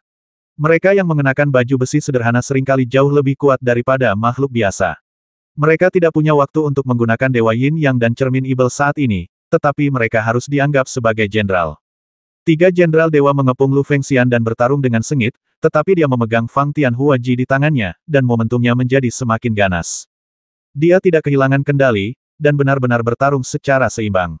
Itu benar-benar mengejutkan. Namun, 3 jenderal dewa juga sangat kuat, dan mustahil untuk mengatakan pemenangnya untuk sementara waktu. Melihat pemandangan ini, Fang Xing bergegas tanpa berpikir, dan sosoknya seperti burung rok yang turun dari langit. Dia menginjak punggung seorang jenderal dewa dengan keras, menyebabkan jenderal dewa itu memuntahkan darah kemasan dari mulutnya. Dia menerkam ke depan, dan kepalanya dihancurkan oleh tombak Lu Fengxian, dan darah berceceran di mana-mana. Membasmi. Para kultivator yang mengikuti Fang Xing sudah menyerbu ke depan, mengepung 2 jenderal dewa lainnya dan menghajar mereka. Tidak peduli seberapa kuat jenderal dewa itu, mereka dipukuli sampai mati oleh 4 atau 5 orang. Dengan orang-orang kuat seperti Fang Xing dan Lu Fengxian di sisi mereka, mereka dengan cepat terbasmi di tempat. Aku tidak butuh bantuanmu. Lu Fengxian menarik kembali tombaknya, dan ketika dia melihat bahwa itu adalah Fang Xing, alisnya berkerut, dan dia berteriak dengan marah. Berhenti bicara omong kosong, aku butuh bantuanmu.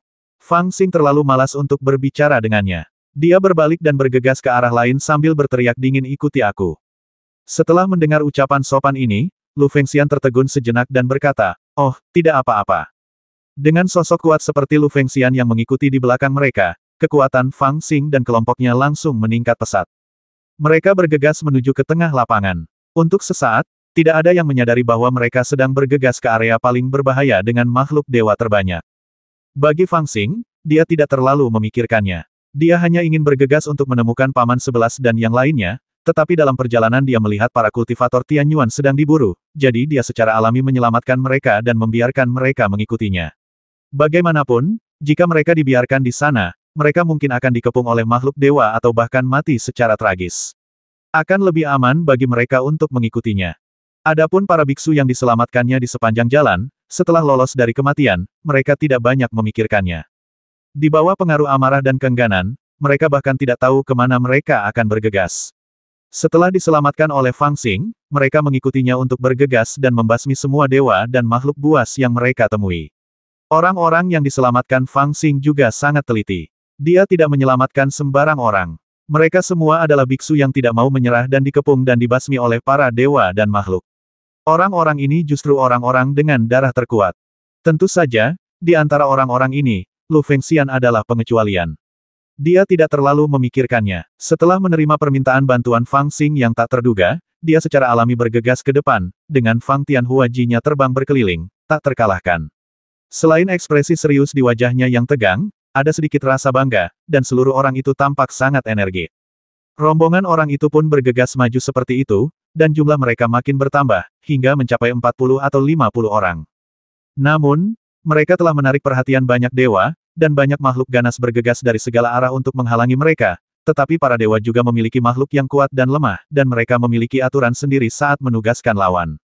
Para dewa yang telah mengambil tindakan sekarang hanyalah beberapa prajurit yang seperti garda depan, dan paling banyak ada beberapa jenderal dewa di antara mereka. Setelah beberapa kali mencoba, mereka tidak dapat menghentikan Fang Xing dan kelompoknya. Sebaliknya, ia dan Lu Fengxian bergabung untuk membasmi 7 atau 8 jenderal dewa dan lebih dari 20 dewa di jalan. Tentu saja, dibandingkan dengan medan perang yang besar ini, pengaruh mereka masih terlalu kecil dan tidak signifikan sama sekali. Rasanya seperti ada sungai besar yang mengalir ke bawah, menyapu bersih segalanya, tetapi sekelompok semut berkumpul dan berenang melawan arus. Dan para dewa yang mereka basmi kebanyakan adalah orang-orang bodoh yang pikirannya tidak jernih. Tidaklah berlebihan jika dikatakan bahwa mereka adalah umpan meriam. Engah. Dalam kehampaan, Fang Xing mencabut taji tulang yang menusuknya dengan punggung tangannya, dan menendang makhluk aneh di depannya yang ditutupi taji tulang, dan dengan ganas memasukkan taji tulang itu ke dalam tubuhnya. Dia menggertakkan giginya dengan kebencian dan melihat sekeliling. Ada perang di mana-mana, yang membuat orang pusing. Dia bahkan merasa pusing dengan musuh dan pertempuran yang tak ada habisnya di sekitarnya. Dia tidak bisa melihat di mana pamannya Eleven dan yang lainnya berada. Mereka pasti sedang bertarung di suatu tempat, dan dia memimpin tim ini saat ini, dan dia merasa semakin lelah. Musuh ada di mana-mana, dan tidak ada akhirnya. Setiap kali mereka membasmi musuh, mereka akan membayar harganya, kurang lebih.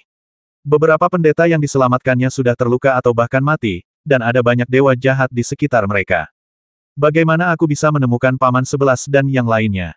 Fang Xing menggertakkan giginya dan melihat sekelilingnya dengan marah. Pada saat ini, serangan mereka telah membuat sekeliling menjadi waspada. Beberapa kultivator dengan putus asa bergegas ke arah mereka, berniat untuk bergabung dengan mereka dalam serangan tersebut. Namun, Ada juga banyak dewa yang mengawasi mereka dengan gemetar. Mereka tidak terburu-buru untuk menyerbu, tetapi diam-diam menginginkan kesempatan. Beberapa makhluk terlahir sebagai pembasmi dan tidak menghadapi musuh secara langsung. Sebaliknya, ketika mereka menyerang, mereka memanfaatkan ketidaksiapan Fang Xing atau Lu Fengxian dan tiba-tiba melompat keluar dari kekosongan di belakang mereka, mengambil salah satu nyawa mereka dengan mudah. Meskipun menyelamatkan sekelompok orang ini pada awalnya hanya masalah kenyamanan, tetapi karena orang-orang ini telah mengikutinya, bukanlah ide yang baik untuk membiarkan mereka mengikutinya sampai mati. Meskipun beberapa dari mereka yang kehilangan nyawa adalah orang-orang yang bahkan tidak dikenalnya, Fang Xing merasa sedih ketika melihat mereka mati di depannya, dan ada kemarahan yang terpendam yang terus terakumulasi di dalam hatinya. Meskipun kelompok mereka masih tidak berarti dibandingkan dengan seluruh medan perang, bagi banyak dewa dan makhluk di sekitar mereka, mereka sudah menjadi anomali yang sangat mencolok. Jika mereka maju terus, akan ada aliran orang yang terus-menerus datang untuk menghentikan mereka. Kalau itu makhluk biasa atau jenderal dewa, tidak apa-apa, tapi kalau menarik perhatian makhluk tingkat tinggi, itu akan menjadi bencana yang menghancurkan bagi tim yang sebagian besar terdiri dari biksu muda. Ada kemarahan di hatiku, dan juga tekanan yang berat. Aku bertekad mencari paman 11, tetapi makin banyak pula yang menghalangi jalanku. Pada saat ini, bahkan hati Fang Xing pun menjadi kacau, dia merasa seperti akan menjadi gila. Pada saat ini, dia lebih suka menangkap beberapa orang dan bertarung sengit dengan mereka, tetapi banyak makhluk dari klan dewa menganggap mereka sebagai mangsa dan tidak mau dengan mudah datang untuk menghentikan mereka secara langsung. Sebaliknya, mereka memburu mereka dengan main-main. Beberapa monster dengan aura yang kuat menatap mereka dari jauh dan tidak terburu-buru untuk menyerang. Mata mereka dingin dan suram, seolah-olah mereka sedang menunggu mereka menunjukkan nilai yang lebih tinggi sebelum memanennya. Kalau begitu, mari kita lakukan hal besar. Ketika menghadapi situasi putus asa, yang lain akan menjadi lebih berhati-hati, tetapi Fang Xing justru akan menjadi lebih gila, menggeram dan melihat ke satu tempat. Kurang dari 100 kaki dari mereka, pertempuran besar sedang berlangsung. Orang yang mengambil tindakan adalah pemuda bermata emas yang pernah bertarung dengan mereka di Gunung Kunlun. Dia adalah monster pertama yang muncul dan mengumumkan kedatangan dewa setelah kepala kuil Lingshan ditekan ke tanah. Dia menyerang beberapa kali, dan kekuatan yang dia tunjukkan sungguh mengejutkan. Bahkan pemilik Pulau Penglai yang berada di alam Mahayana jiwa baru lahir terbasmi olehnya dengan satu pukulan, dan kepalanya dikunyah mentah-mentah. Jalan-jalannya yang santai membuat orang merasa bahwa dia tak terkalahkan. Pada saat ini, orang yang menjadi incarannya adalah situ muda dari Istana Fuyao. Pemuda bermata emas itu belum sepenuhnya berubah menjadi wujud aslinya. Dua sayap kelelawar muncul di belakangnya, terbang mengitari Saus itu seperti kilat, menyerang dengan ganas dan brutal. Saus itu terpaksa melawan dan menggertakkan giginya untuk bertahan. Dengan penglihatan Fang Xing, dia bisa melihat sekilas bahwa Saus itu belum sepenuhnya memulihkan kekuatannya, tetapi itu terkait dengan kultivasinya dan dirinya sendiri. Dia menggunakan Samadhi True Fire sebagai benih keabadiannya, dan Samadhi True Fire ini berasal dari tubuhnya sendiri. Selain itu, dia telah menelan pil Wanling, jadi sumber taunya kuat dan kekuatannya pulih dengan sangat cepat. Namun, benih abadi Saus itu berasal dari kesengsaraan guntur. Di tempat di mana langit dan bumi terisolasi, pemulihannya sangat lambat. Sekarang dunia ini telah diselimuti oleh pengaturan yang dibuat sebelumnya oleh para dewa, dan kekuatan langit dan bumi hampir sepenuhnya terisolasi dari luar. Oleh karena itu, pemulihannya jauh lebih lambat daripada Fang Xing. Selain itu, dewa kecil dengan pupil emas telah mengarahkan pandangannya padanya dan menyerangnya segera setelah dia mengungkapkan wujud aslinya. Akibatnya, Saus itu tidak punya pilihan selain bertahan untuk melawan musuh. Dia tidak memiliki kesempatan untuk mengatur napas seperti Fang Xing, dan sekarang ditekan dengan kuat. Haha, setelah ragu-ragu sejenak, aku tetap memilihmu terlebih dahulu, karena benih abadi milikmu benar-benar yang aku sukai. Pemuda dengan pupil mata emas itu terkekeh saat dia melewati punggung Saus itu seperti kilatan petir, merobek sebagian besar jubahnya dan meninggalkan luka di tubuhnya. Namun ketika Saus itu berbalik dan menunjuknya, dia kembali ke posisi semula dalam sekejap, dan bahkan suaranya tidak berhenti. Klanku awalnya melahap petir untuk meningkatkan kekuatannya. Jika aku menelan benih abadi milikmu, itu mungkin akan menghemat waktu pertumbuhanku setidaknya 300 tahun. Tapi jangan khawatir, aku juga tidak akan membiarkan lawanmu pergi. Dia lebih beruntung darimu. Ledakan. Novel terbaru diterbitkan pertama kali di Liu 9 Suba. Saus itu bergegas ke arahnya tanpa berkata apa-apa, dan menghancurkan tubuhnya dan kehampaan menjadi berkeping-keping dengan satu pukulan, tetapi suaranya segera terdengar lagi di belakangnya, dan apa yang dihancurkan oleh pukulan itu hanyalah bayangannya. Aku tidak bisa memperlakukan benih abadi miliknya sebagai makanan, tetapi aku akan mengambilnya sebagai budak dan membiarkannya tinggal di sisiku. Bagaimanapun, kepribadiannya masih sangat menyenangkan bagiku. Pada saat ini, dia memiliki ekspresi yang ceria di wajahnya, seolah-olah dia telah menganggap Tuan Muda Istana Fuyao sebagai orang yang pasti. Dia tersenyum dan berkata, para kultivator manusia tidak layak disebut sebagai kesayangan surga. Di antara semua anak muda di Tianyuan, kalian berdua adalah satu-satunya yang dapat kukagumi. Setelah berkata demikian, dia menyipitkan matanya sedikit dan menatap Cao Situ, seolah sedang melihat buah persik.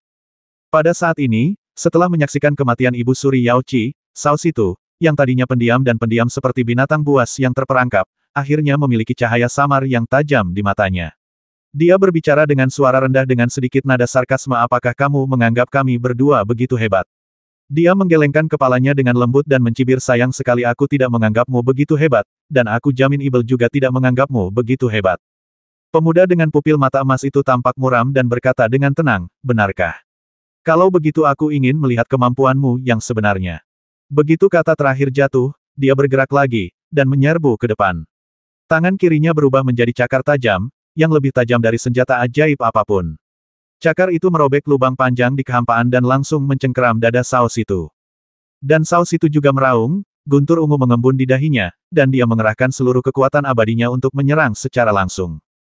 Karena sulit menemukan paman 11 dan yang lainnya, biarkan mereka datang kepadaku. Pada saat ini, Fang Xing, menghadapi kesulitan yang mereka hadapi, juga membuat keputusan karena orang menyebalkan di sekitar kita menatap kita seperti sedang menonton pertunjukan mangsa, maka sebaiknya kita membuat pertunjukan besar untuk mereka. Karena orang menyebalkan ini semuanya mengaku sebagai dewa, maka sebaiknya kita membasmi dewa untuk bersenang-senang. Keledai Fenxian, apakah kau berani menemaniku untuk membasmi dewa kecil yang merajalela itu? Matanya merah dan dia menatap wajah Lu Fenxian, penuh dengan provokasi. Ketika para pembudidaya manusia di sekitar mendengar kata-katanya, meski darah mereka mengalir deras ke kepala, mereka terdiam sesaat. Setelah mendengar ini, mata Lu Fenxian tampak berbinar, tetapi keterkejutan yang terpancar di wajahnya hanya sekilas, lalu dia sengaja menunjukkan wajah datar, seolah-olah dia tidak ingin orang lain melihat kegembiraan di hatinya. Dia tidak bisa menyembunyikannya. Mata dan alisnya sudah mengkhianati dirinya sendiri, tetapi dia tidak menyadarinya. Dia mengambil Fang Tianhuaji seolah-olah tidak terjadi apa-apa dan berkata dengan ringan, baiklah. 1020.